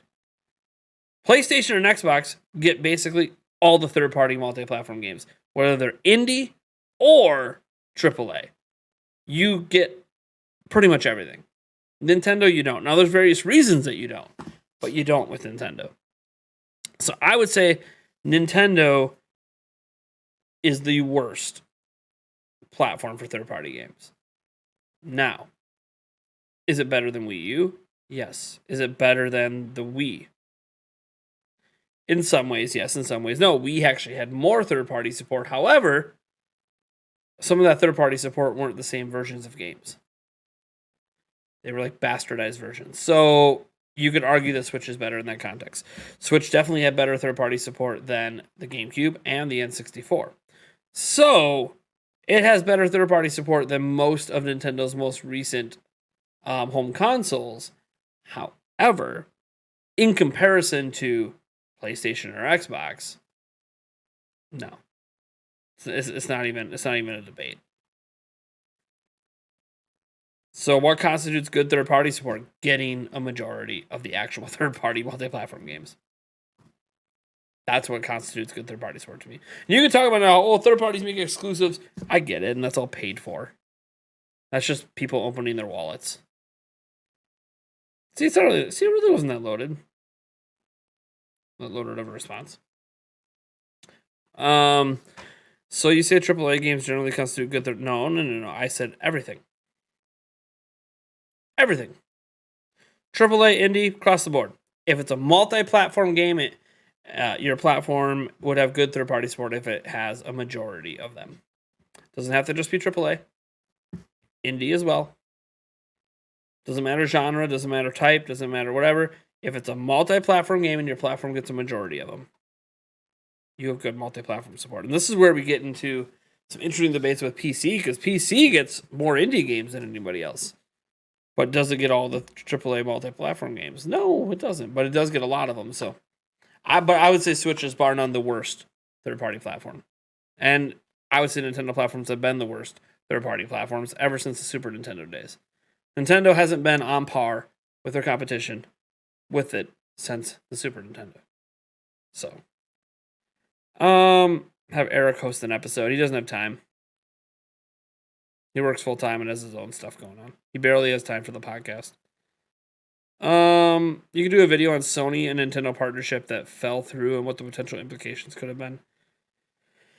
I feel like that's been done to death. Like, everyone knows about that stuff, you know? I feel like that's been really done to death. Maybe I'm wrong, but it feels like that's been done to death.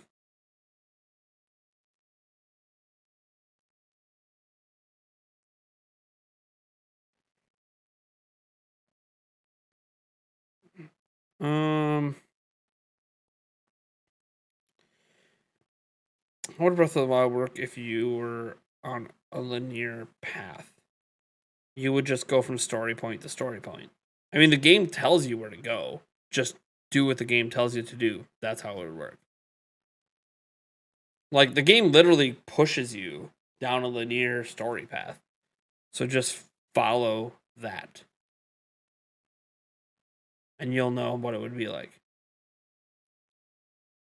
Thoughts on making your own weapon combos in Splatoon 3? We'll see. I don't really have any thoughts on it until I try it, you know? I think it's an interesting idea, but the next Wii U ports before Switch 2, there's not that many left. Xenoblade Chronicles X is like that big one floating out there. Star Fox Zero. Like, I feel like those are like the two big ones. I'm not sure if I can make a whole video on that. Because there just isn't enough. I mean, Zombie U, that'd be cool, I guess. Because it ended up getting ported to 360 and PS3. I don't know. The thing about your answer is that I get the impression that AAA games are key to having good third-party support. Nintendo has had plenty of indies and AA excuses. Are they worth less? Exclusives don't matter.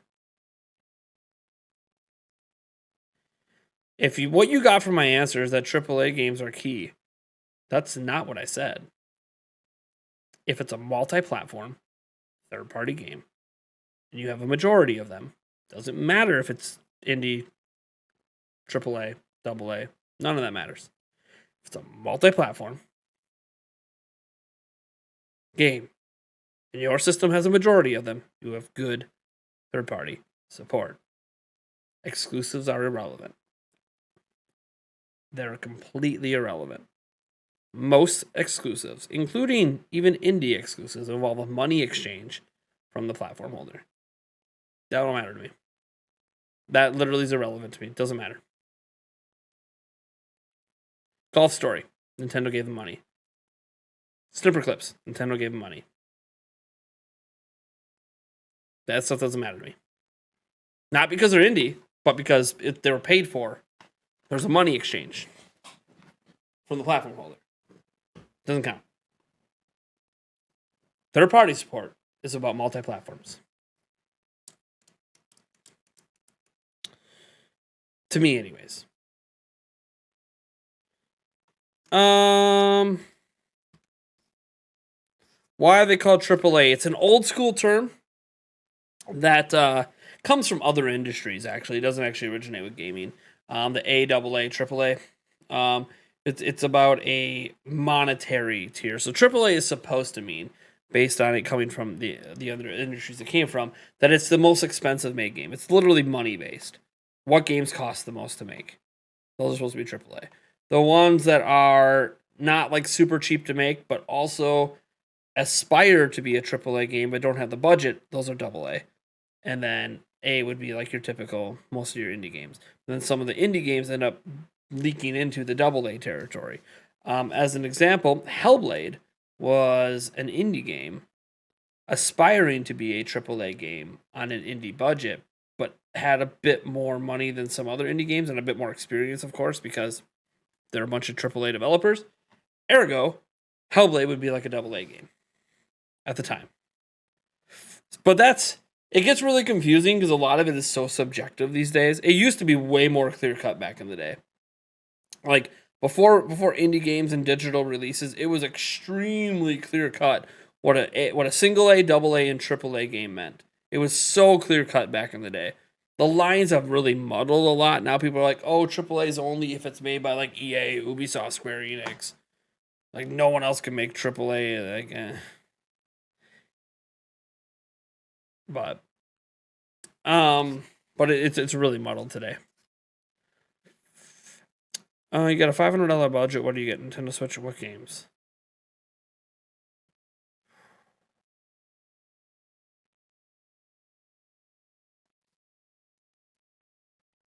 What would we call that? It would be like a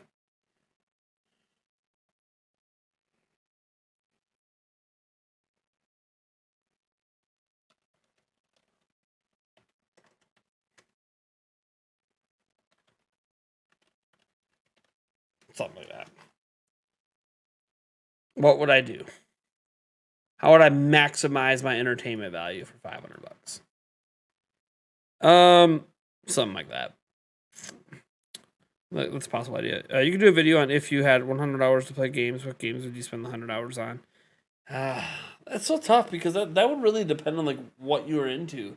Like if you really like multiplayer online experiences, you can easily blow 100 hours in like a multiplayer game.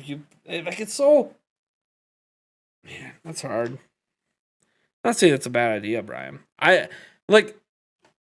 By the way, I hope people don't think I'm being dismissive of your ideas. I have to see your ideas and see if it jives with my personality and my thought process. Because if the idea doesn't jive with me, it's not going to be a good video, right? Like, it has to be something that I personally feel like I can do something good with. So if I don't use your guys' ideas, I hope no one feels insulted. It has to be something I feel like I personally can do something with. Because it has to be based on my interests, right? Otherwise, it's not going to be good. Like some of you guys that really like some of my discussion videos the last few weekends, it's because it was stuff I had a passion and interest in. So I need to make sure that it's going to that it's going to jive to make a good video. I think that's an interesting concept. I just don't know if I'm the right person for it. Maybe a video on forgotten names that never came to the West, or forgotten games.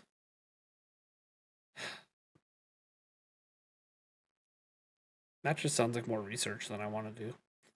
I'm just being like, it sounds like such a dumb thing to say. Like, I don't know anything about games in Japan. And I don't read Japanese. I'm like reliant on people who have already done those articles and those videos. Hey Prime, I just saw a Google pop-up talking about interesting topic. So you're gonna ask me about it. What do you yourself think happened to Link's Hylian shield in Breath of the Wild 2? What do you know what I think happened to it? Nothing. It's breakable in Breath of the Wild. Just like any other shield, it just has a bit more durability, but it's breakable, so I don't really know. It broke? I don't know. Super interested in 10 to 15 years, Nintendo keeps the Switch idea. Well, mobile chips run games that PS5, Xbox Series are doing now. So that M chip by Apple, it's powerful. It's not gaming powerful. Just to be clear, it's not powerful for games. It's powerful for productivity. But I mean, yeah, eventually there'll be mobile chips that'll be as powerful as the PS5 and Xbox. Absolutely. You see, a Roku remote uses AAA batteries. A Wii remote uses AA batteries. I don't know if this answers questions. Yeah, and my kids' Fortnite Nerf guns use C batteries. What the hell is a C? I thought you wanted A's, right? A, B, C, D.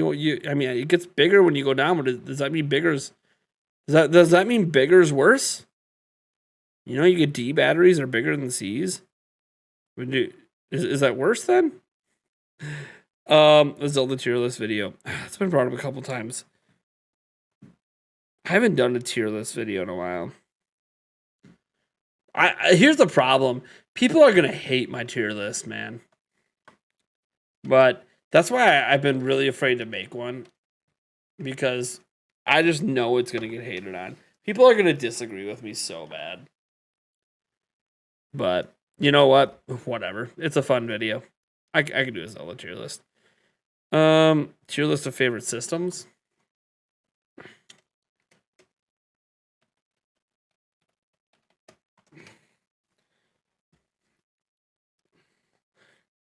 Conspiracy theory style video about Samus Hunter. That seems a little rough.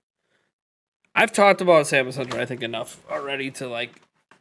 I don't really know if I want to build a whole conspiracy theory video around it.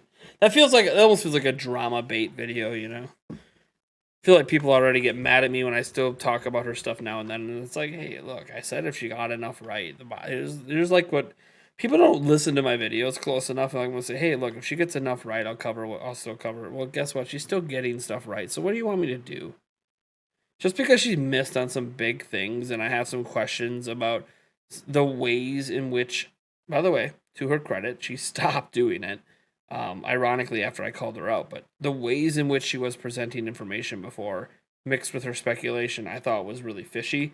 And I also thought, she's missed on enough big things, but then she keeps getting anything that's going to be released on Twitter, she keeps getting right.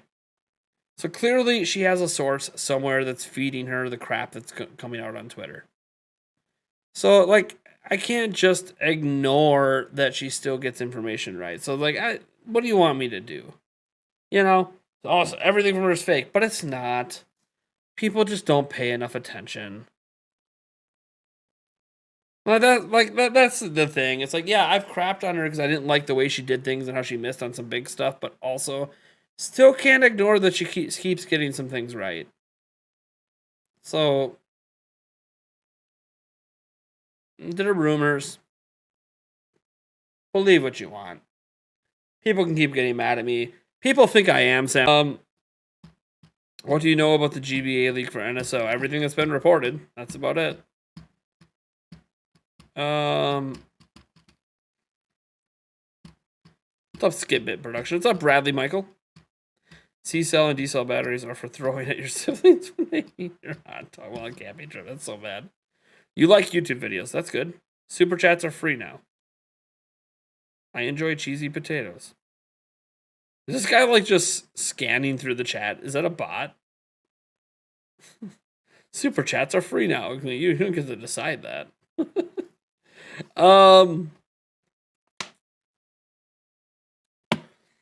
People get mad when you make a Zelda tier list because what happens is people already get mad when I say like Ocarina of Time's not on my top 10. Zelda 2 is my second favorite Zelda game. So my tier list is not going to be close to the same as many others. And they'll get mad because they think I'm insulting their favorite games by putting them in lower tiers than other games they think should be in those lower tiers. So that's the thing. People get very impassioned about Zelda stuff. I've been in the Zelda community, in the fan community, intimately for like 20 plus years. And ultimately, I know how passionate that fan base is. And because of it, you put that stuff out there, people get pissed. Mass dislikes.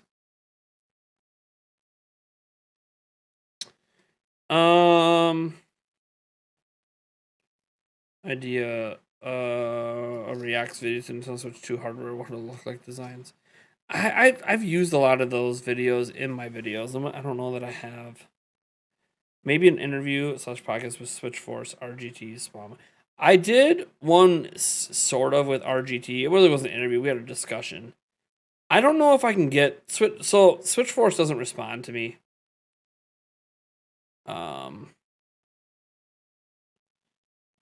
I haven't even attempted to talk to John in a long time, so I don't know if he'd respond. I can't even get Zach to even acknowledge me, so I don't know if he's just another one of the YouTubers doesn't like me or what. But RGT, I did a discussion with him, but I like inviting him on for an interview is kind of weird because RGT does his own little interview series on his second channel. So like I don't really want to. If I invite him for an interview, he might feel like, oh man, you're just doing what I like. So I don't know. Why the hell did I subscribe that? MVG said on Twitter Nintendo won't use that flash thing. Let's see what MVG said. I haven't looked at MVG's Twitter today.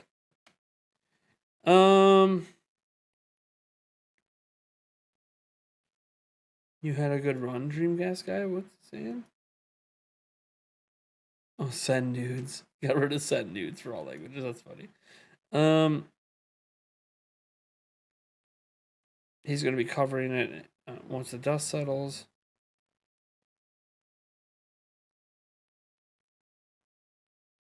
They were going to show a flash cart in this. What?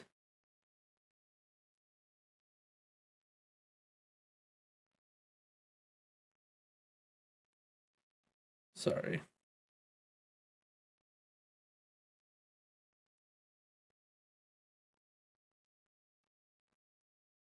Nintendo internally acknowledged easy flash cartridges make this leak feel off to me. I don't think Nintendo developed it at all if it's real. Because there's easy flash in the it's interesting. So MVG, what MVG said here, he's an actual game developer, and has made games on Switch. So, what he's saying here is apparently Easy Flash is in this stuff. Like this is someone who has it on their hack Switch, the Sloop GBA emulator, and it has Easy Flash in it. And Nintendo's had a lot of issues with Easy Flash cartridges over the years, where they don't really like them, from a legal perspective, and so this makes the leak feel off to me. But he's saying off. I don't think Nintendo developed it at all if it's real. So what he's saying is that this could be real. This could be an actual emulator coming to Switch. But he doesn't know if that Nintendo specifically would have developed it with Easy Flash involved. You know, because and he's covered before How there's been some fake emulators before. So it's interesting to think about, like, does this easy flash thing, is this like a big red flag because Nintendo hasn't liked it in the past, or does it not matter anymore because Nintendo's also been spotted to literally directly steal ROMs from the internet, and they don't like that either. So it does bring up an interesting point where while everything seems legit, this is kind of one of those, okay, it's not that they couldn't start using Easy Flash behind the scenes, but are they? You know, it's like a it gives you that pause. It makes you double take and think for a moment, right?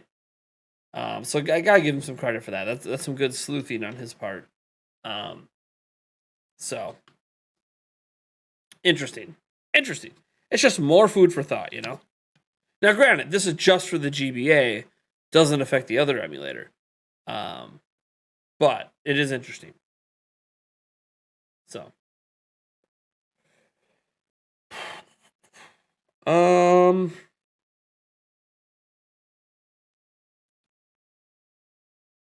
but again, even he's not saying that this isn't real. He's just saying it's sort of it's a red flag possibility. It still could be legit, but you know.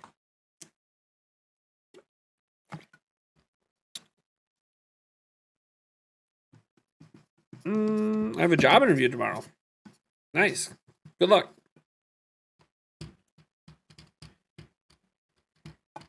I don't think the Hylian shield's significant, so it's hard for me to make a video on its significance when I don't think it's significant at all. Isn't that weird? It's in so many. Yeah, I still don't think it's in. I think it's just a damn shield. Clips of you dancing and singing for 8 minutes. I think there's enough memes of me out there already. Like, have you guys seen the meme? It's not even a meme. Someone just clipped out me saying "fuck off" in a live stream, and now it's a meme.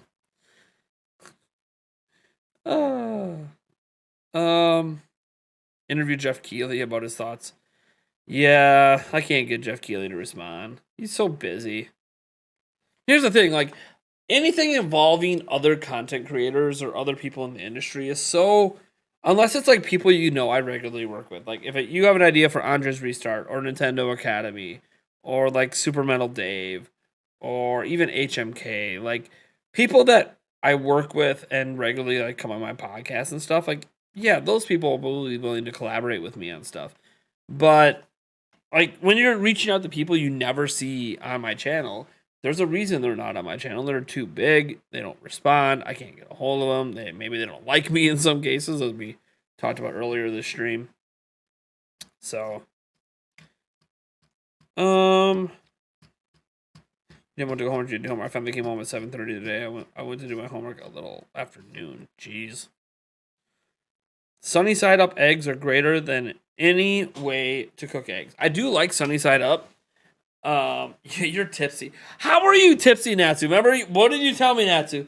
What did you tell me? I'm only doing drinks when Nate does. I'm only doing the drinks in Nate. I have literally had like half a beer and one real shot, right? We kicked off the stream with a shot of this, and then we did half a beer. Natsu, do you have a problem? Said you were only drinking when I drink. So, like, how are you tipsy if I'm not even... Feels like I haven't even begun. My God. Sunny side up eggs are good, though. I will give you credit. Sunny side up eggs are pretty good. They're pretty legit. But everyone's different. Mix pancakes, but make them Nintendo character shapes. Oh my God, that's just too much. That's too much work for me. They're all just gonna be Kirby. Are you cool with that? With no face. Okay, I'm just making a circle. I feel like a circle.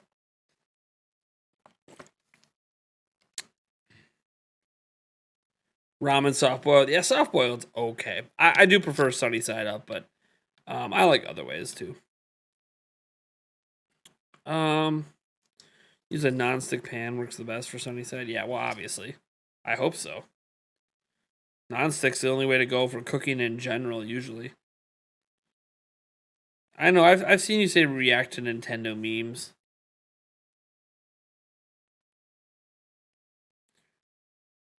I guess I'll put that on the list. Maybe as like a fun, I have no other ideas, so let's react. Nintendo meme reactions. Thing is, I've seen most of them, but...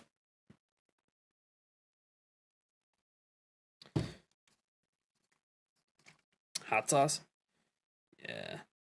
Recreate my body is ready meme. I'm good with that. Scramble's the way to go.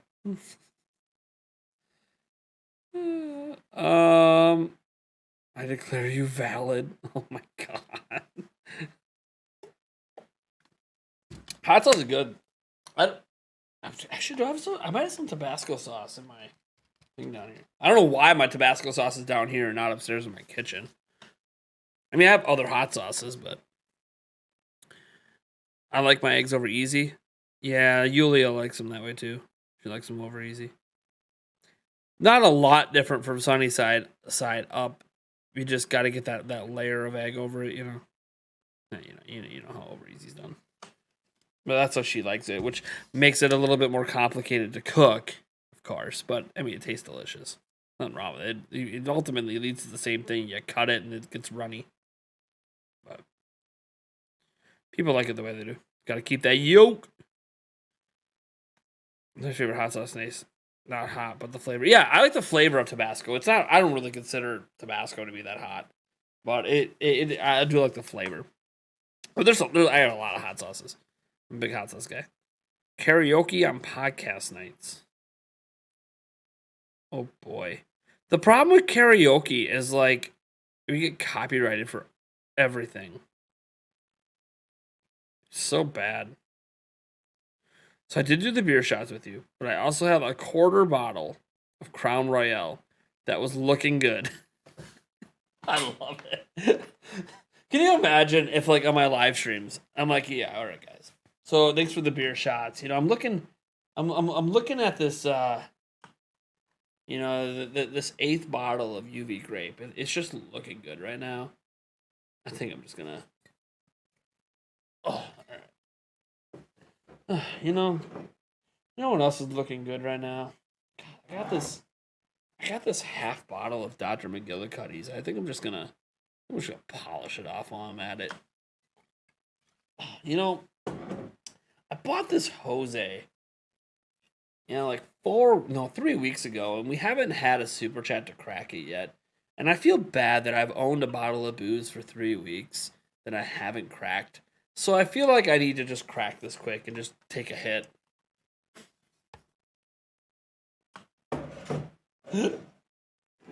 You're fine. I'm just saying, like, I can't imagine myself thinking that, where I look at a bottle and go, you know what? I gotta polish that off. Like that's like a thought that doesn't even cross my mind when I'm looking at booze. I don't I better finish that bottle off right quick. I bought you 3 weeks ago. Jose Val. Nice, dude. Yeah, no, I did. Like, cause we ran out of the 100. Well, to be fair, people are always like, "Oh man, look how empty that last tequila bottle is sitting over there." And it's like, dude, we bought that bottle like right after E3 last year. It took us like 9 months or something like that to get rid of that bottle. Like, we do not get $100 super chats very often. So, like, this bottle of Jose Cuervo might still be alive and kicking a year from now in 2023. Like, this bottle literally might be alive and kicking that long.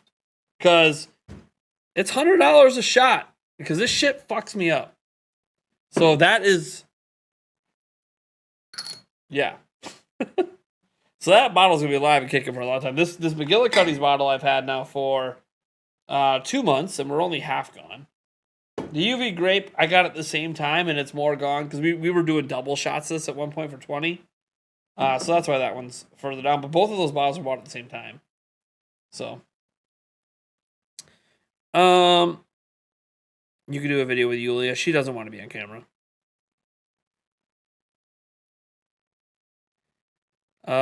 Just down a Don Julio in 1 10-minute video. Oh my god. No.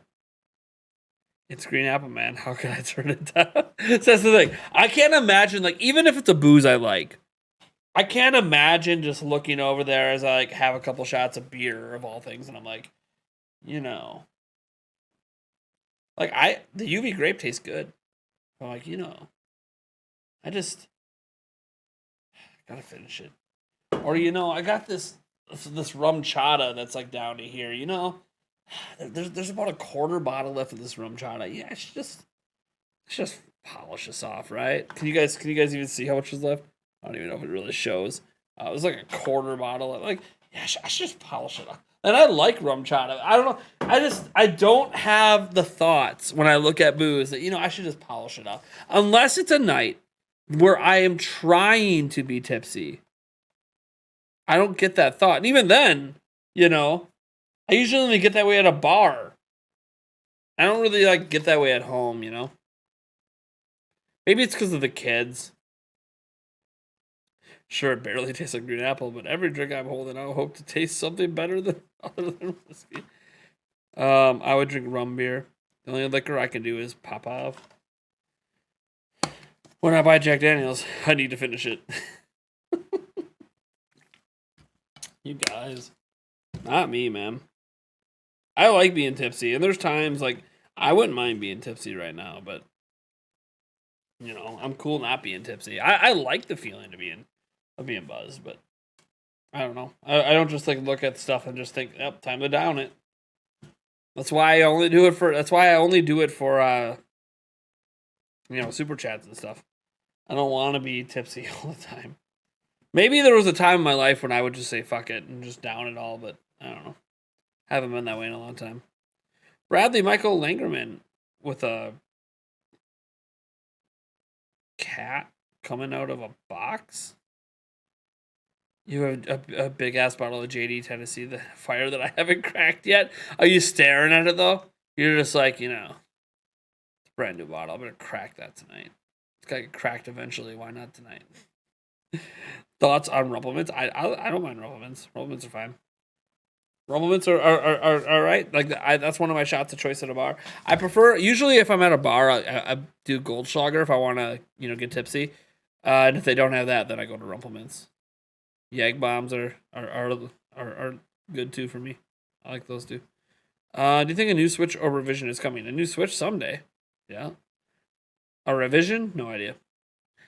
Something exists.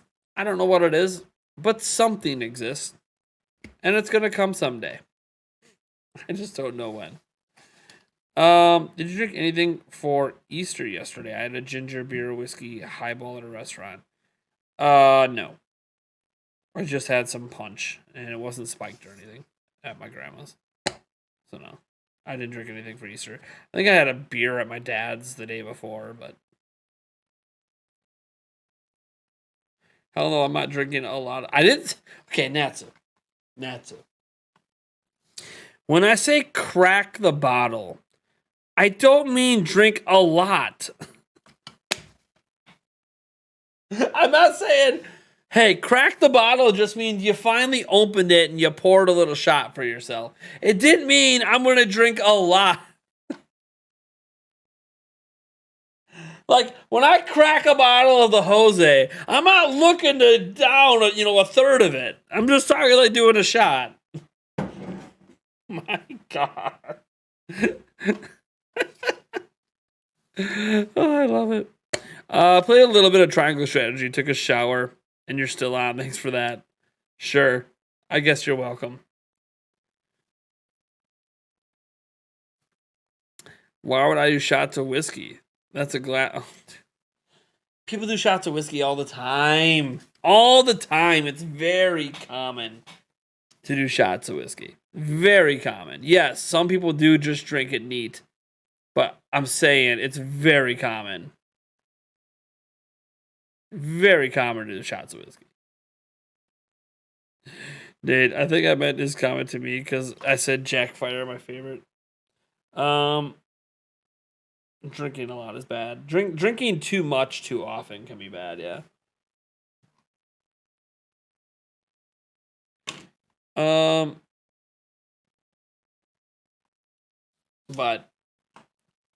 I'm mostly in control. Outside of these live streams, I barely ever drink. I mean, on my vacation, I'm going to be, but that's vacation.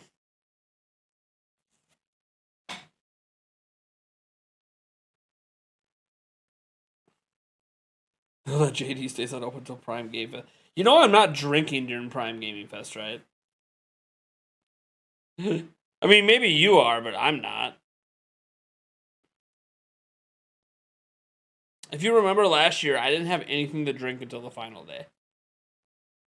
So, although on our Wheel of Death, there's a couple shots on the Wheel of Death that's on there, but in general, I'm not doing shots during that show because it's just for how long I have to stream. I got to be able to be conscious. I can't be like tipsy 2 hours in, you know.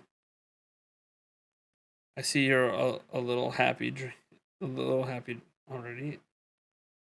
Who's a little happy?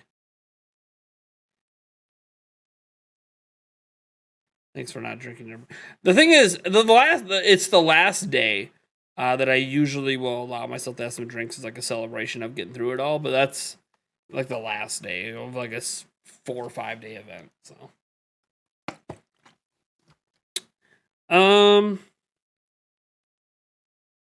I'm a little happy. I don't know that I'm happy right now. I am okay. I'm okay. How is school going this semester? Yeah, that's part of the reason I'm just okay. And now that you brought up school, now I'm kind of sad. So let's just not talk about school. Let's just not. I don't like school. Summer, you're gonna miss E3. I won't miss E3 as long as Nintendo's at Summer Game Fest, but we'll see. Strawberry milk shots for me, baby. Dude, strawberry milk's delicious. Sorry, I didn't know. Now you're fine. Of course you didn't know, because I don't talk about it. Sometimes there's a reason I don't talk about certain things. It's not going well.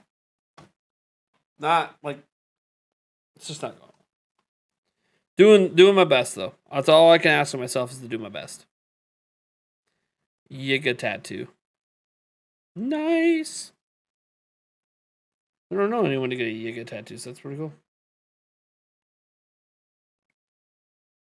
Yiga tattoo.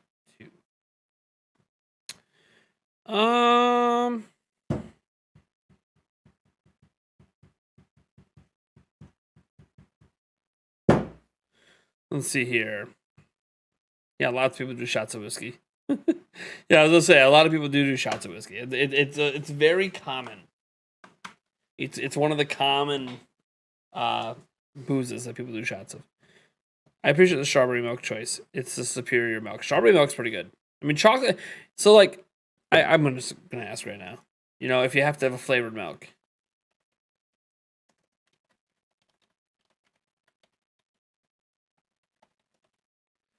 I gotta know. I gotta know.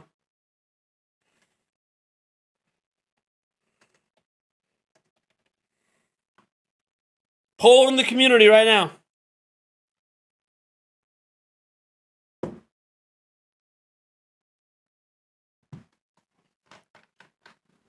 There are other flavors of milk, by the way. In case people were wondering. Those are just the two most common. Got 50-50 split. Early. 6 votes in. 50-50 split. Oh, chocolate's taking the big lead. Chocolate, not surprised. Chocolate seems to be more common. Strawberry milk's pretty good. But there are other flavors of milk. To be clear, these are not the only two. I've had other flavors. Do you think the new Switch will have analog triggers? Nope. Nintendo hasn't done analog triggers since GameCube. They're not going to probably bring them back. Safe bet's to say no. So I'm going to go with the safe bet. Strawberry's the only one. Chocolate all day. Dude, I will say, look, I love strawberry milk. But there is something about a nice tall glass of cold chocolate milk to end your day. That's just nice. Now, look, I haven't done it in a long time. There's so many fucking calories in a glass of chocolate and strawberry milk. But when I used to, something nice about just a nice, big, fat, like 16 ounces chocolate milk to end your day. It just fills that belly. Makes you feel a little bit warm and fuzzy inside. And you just fall asleep. Didn't realize your silly comment would be a pull. Hey, you never know. Ooh, strawberry coming back. Strawberry's just good, though. Strawberry's like when I'm outside on a hot summer day. If I can't have lemonade, give me that strawberry milk. You know? Just something special about it. I could tell those shots kicked in because I saw you in the beginning of the stream and just came back. What shots? Jesse, there's been no shots. I'm sorry. Thank you for making me laugh. I haven't done any shots. What shots kicked in? I didn't do anything. I'm just tired. Like, dude, this is what I had today.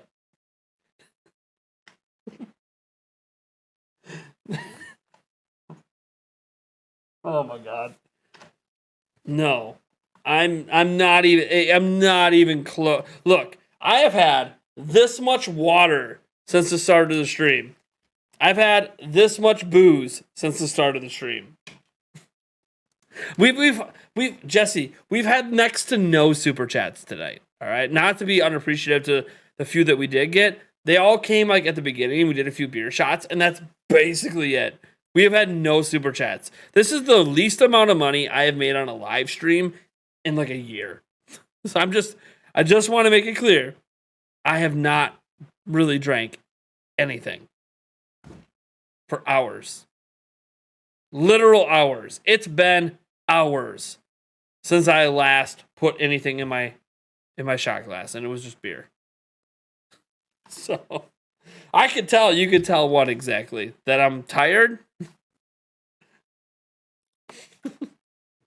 And it's fine. Young Tuna knows. Young Tuna was one of those super chats. It's fine. As I said, it ain't just about the money, but it is funny when someone thinks that they caught me feeling in a good mood and feeling tipsy when, my God, I can't even tell I had anything. I've had... I wish. Naturally happy. I'm sorry. I just got done saying I'm not happy. But it's okay. The funny thing is,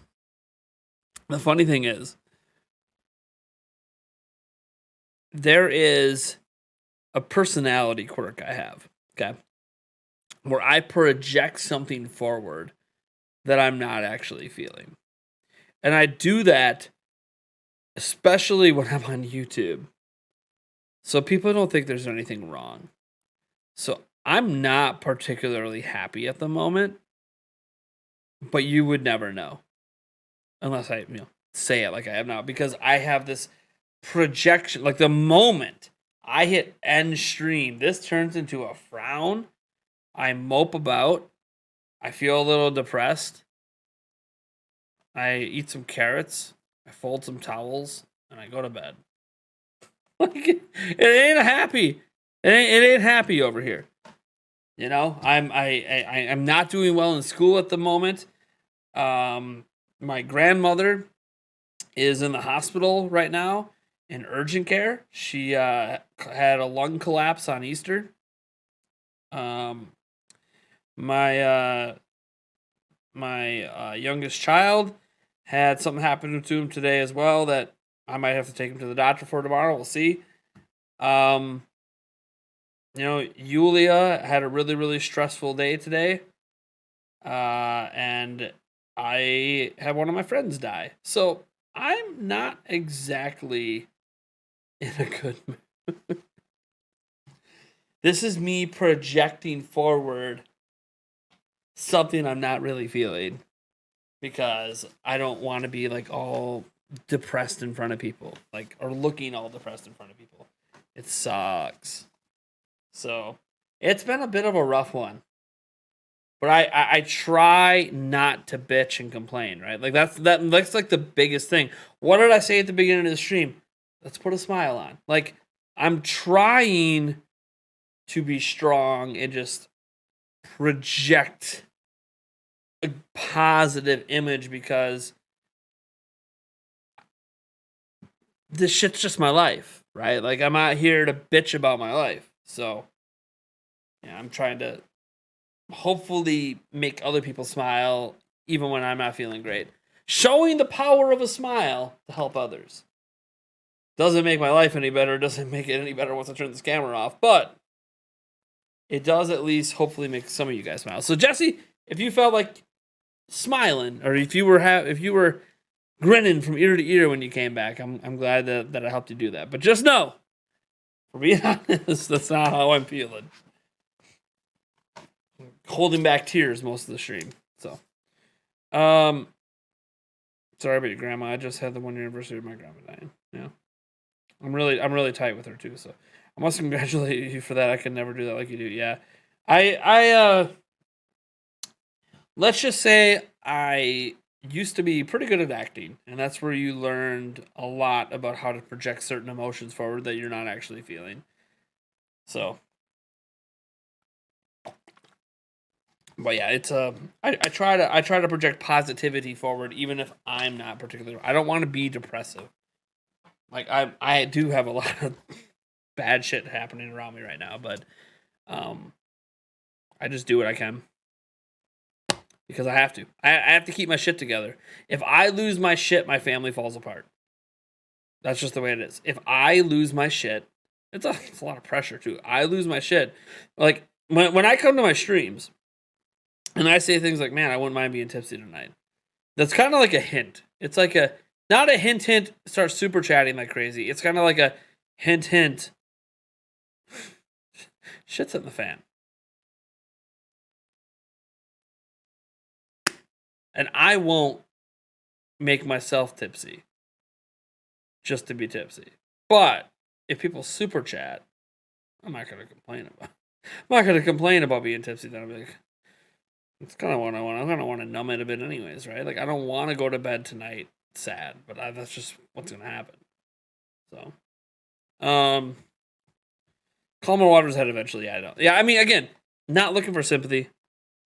That's like it's like, I'm just, again, none of this stuff was going to be brought up. If I wanted to bring this stuff up, I would have brought it up at the beginning of the stream.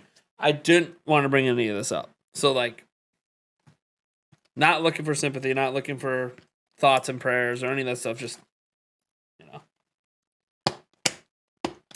I just thought it was weird when someone said, man, you know, you're seeing the effects of the booze, and I'm seeing this, and it's like, maybe you're seeing the effects of me going crazy. Almost, on a positive note, my nephew was born yesterday. His name is Owen, 8 pounds. That's a big baby.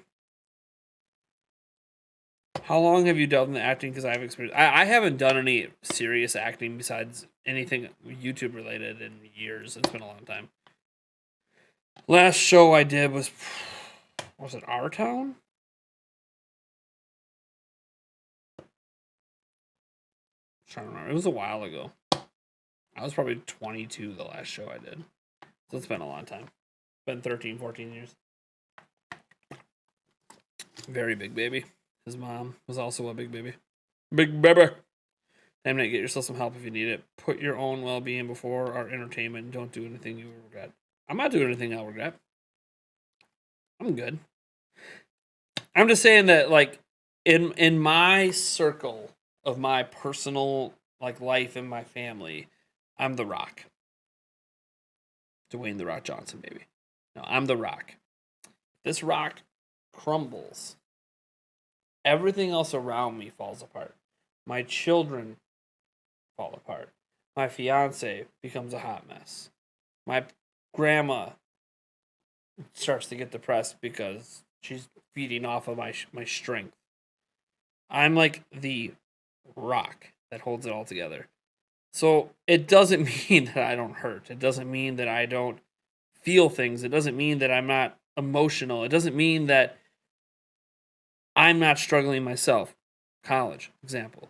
What it does mean is that I can't afford in this moment to crack. Now, that doesn't mean I won't ever get to let it out. That doesn't mean I'm not ever going to allow myself to just feel everything I need to feel and allow myself to have the mental breakdown that's going to happen eventually. But at a more opportune time, when I'm no longer needed to be the rock I normally am. So at a more opportune time when my fiance is in a better spot, more opportune time when my grandma's no longer in the hospital, more opportune time when my children aren't struggling with some of the things they are.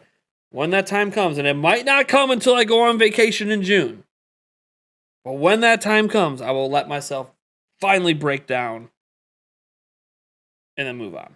Until then, I can't let myself be that way. So, yeah, I don't mind having some booze and getting tipsy once in a while, and letting me just kind of let it sort of melt away.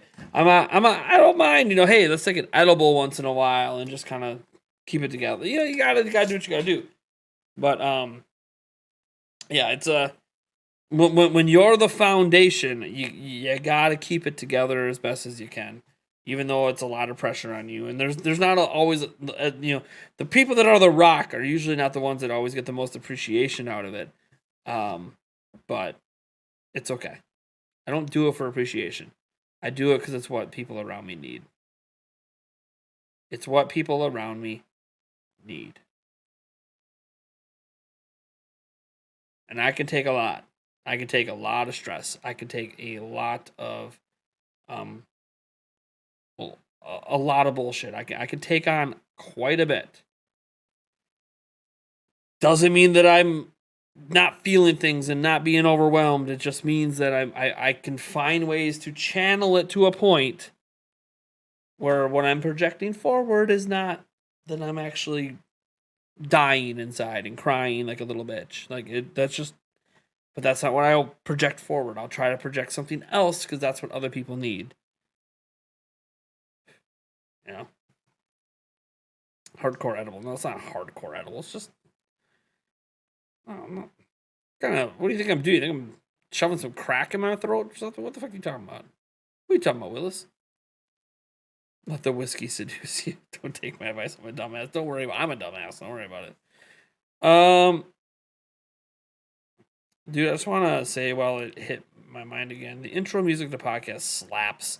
I don't listen to the podcast music before a podcast, but yours, I gotta listen. Yeah, dude. Dude, I love that. The intro music, I even like the outro music, but, I'm impartial. I bought that outro music, the rights to that outro music, 10 years ago. It was so much money at the time. I spent $50 for rights to an outro song. I'm like, I have to use it. Then I used it for the podcast, and I'm like, yeah.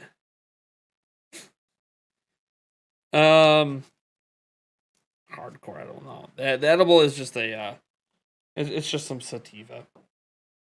It's nothing big deal. It's not high dose. It's like 2.5 milligram. I'll do like once in a while. Planned breakdowns are better than unexpected ones. Well, that's the thing. I already know what's coming. Like, I can feel it. Like, I already know when I get off the stream, there's going to be a few tears shed, but not a total breakdown. Just enough so I can gather myself before Yulia gets home. But yeah, I gotta do. I don't know. So a lot of you people probably know. Some of you guys are probably the rocks in your family too. So I'm sure there's other people who understand. Sometimes you just got to take on all the shit, even if some of the shit's your own doing. Like, I'm not doing well in college. That's no one's fault but me. That's my fault. I gotta own that. But also, not a good time to not be doing well. Is all this other stuff happening around me possibly an excuse for it? Maybe, but I don't care. It's just it's kind of a shit show. But hey, the channel's doing well. You guys are lovely people. So we're all good. Oh, one note. We might be doing the podcast tomorrow night. Eric has requested that we do the podcast tomorrow because the Bucks have a playoff game on Wednesday. Now, I love the Bucks, but I'm not like against doing the podcast on Wednesday like normal. I don't know that,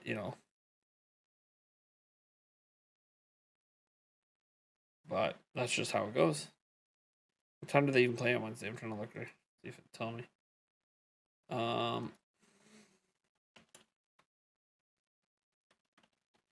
is that game too? Yeah, it's at 8:30 Central Time. But because he wants to come over and watch it here, so the podcast might be tomorrow. How much for the shot? Which shot? The shot. I mean, this is the 100. This is the one that messes me up. It takes maybe like 2 shots of this, and I am just. I mean, beer is just $1. Rum chata, which not really much better than beer, is 5. This is 10. This is 20. I also will. What did I say for 25? I would get fresh canner here. I will shotgun a beer. Haven't done that in a long time. I'm sure. Nah, I'm pretty positive I can still shotgun a beer. I watch your videos at 2x the speed. I do that for most videos. One of the intros absolutely slap at that speed. Nice. I always hear like how people listen at 2x speed. I guess I am a bit of a slow talker at times. Sometimes I'll speed up my speech, but I'm a pretty slow talker, so I can see how 2x speed might actually make my videos a bit more enjoyable. How to move back in with my mom at 19 to help raise. Yeah, you told me about that before. I definitely understand being the Rocket family. Hey, I'll be there. Hey, I'll be there. Just give me a time and I'm on. Might be late. Oh, for the podcast? Yeah, podcast it tomorrow night at like 8 p.m. probably. Your dog Link is always there for you. That said, some comfort music, whatever genre you like, might help you. Yeah, my dog's a cool dog. Sometimes it's a little much. He can always sense when even if I'm hiding it, he can sense that there's some vibes in there that he can sense that other people can't. But sometimes he's a little too in my face. A little too in my face, Like sometimes he's like, "Look, I love you, buddy, but I know you sense things. I don't need you all up in me all the time now." Hey, though, we got a little $5 super chat, and thank you so much, Jesse Beholder. You're awesome.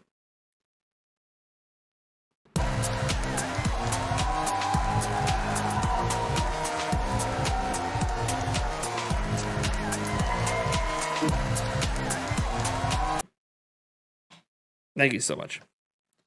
We'll just get the beer that's been cracked. We'll just continue on with that.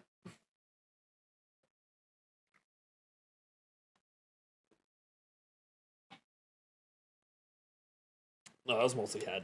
Hold on. We got a halves either.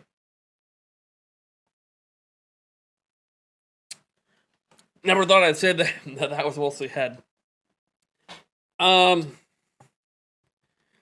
Music is great, man. I gotta start playing again. I'm the opposite. I watch it normal, but if I change the speed 9 out of 10, it's too slow now.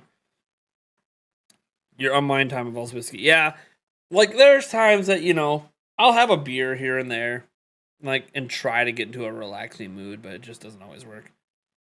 No shot though. Sorry, man. Hey, Kyle and Grant. First off,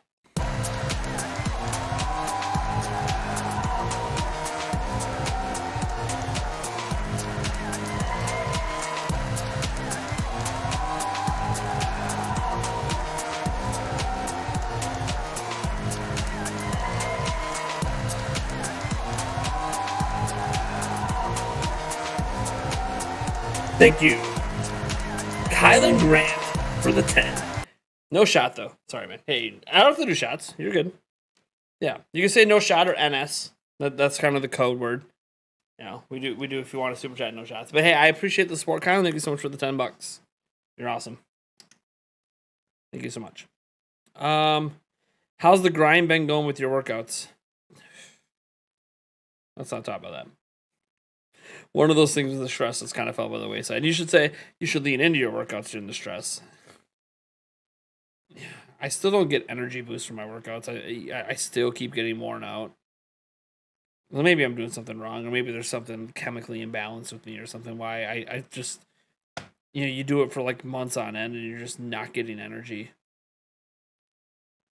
So like getting really tired while you're also trying to keep shit together isn't a good combo for me. Um, I pulled a hammy playing Ring Fit a few weeks ago. Been there. Never take your dog for granted. My dog and unborn child died the same day. Dude, that's rough. That's rough. I don't take my dog for granted. Just because I say sometimes it's a bit much, it doesn't mean I'm taking them for granted. I just don't. Okay, my dog's huge. Okay? Like, he's a big fucking dog. So when I say sometimes it's a bit much, he thinks he's a lap dog. So, like, he's giving you some loving, and next thing you know, he's trying to lay on top of you, and he's bigger than me. Okay? It's a bit much. I'm sorry. I love you, buddy, but it's a bit much. I don't need you laying right on top of me. It's too much. And so then you, like, push him to the side, and then he rolls back over on top of you, and you're like, okay, bud, we need to stop. You're gonna actually, like, hurt me. We gotta stop at some point here, all right? Like, if I was older, this would be a problem. You would literally break me. So let's lay next to me. Every now and then, maybe put your head on my lap. We don't need to be like on top of me, okay? That's what I mean when I'm saying a bit much. It's not that I don't want him around. It's literally a bit overbearing because he doesn't understand how big he is. You know.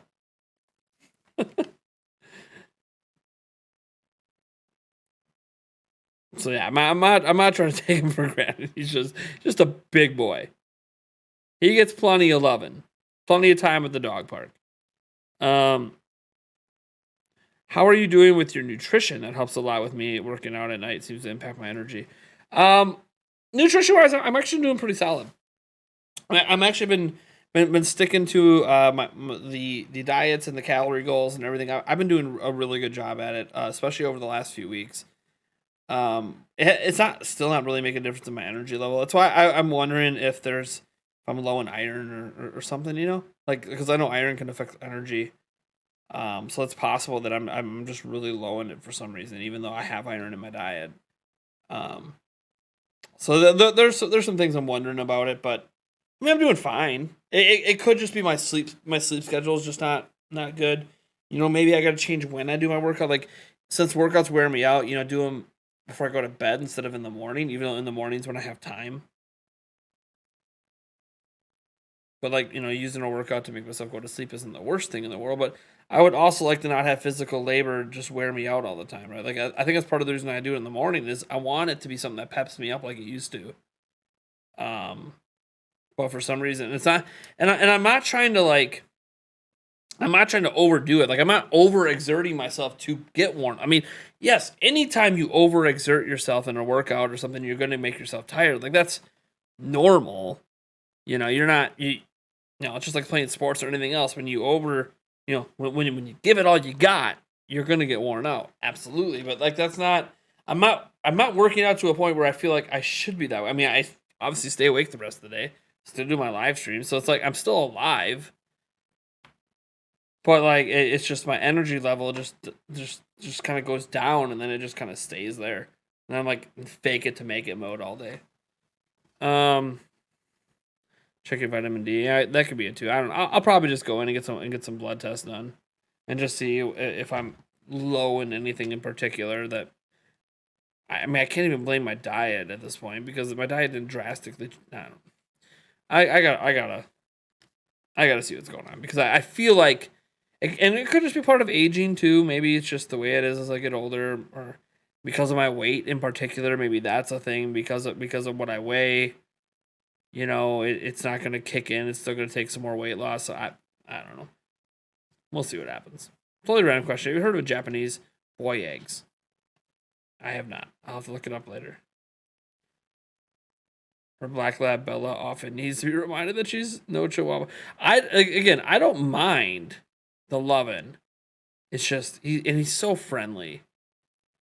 But it's like, man, and I'm not gonna like he has a shock collar on him. I'm not gonna shock you because you're giving me love. Like, that's just a stupid thing to do. But it's like making him understand that, hey, sometimes I don't mind if you basically lay on half my body. Like, there are moments where it's needed. Hey, I need that little cuddle buddy for a second. But dude, I don't need it for like 5 hours and you rolling on me and then like you pretending I'm your pillow. Like, I get I'm a big guy. Huh? The only person allowed to lay on me is my fiance, damn it. You lost 20 pounds, 2 months? Had to get type 2 diabetes. I cut all sugar. Jeez. Well, at least took care of it. So the final result of that poll is obviously chocolate won. I'm not really surprised. Chocolate's more popular.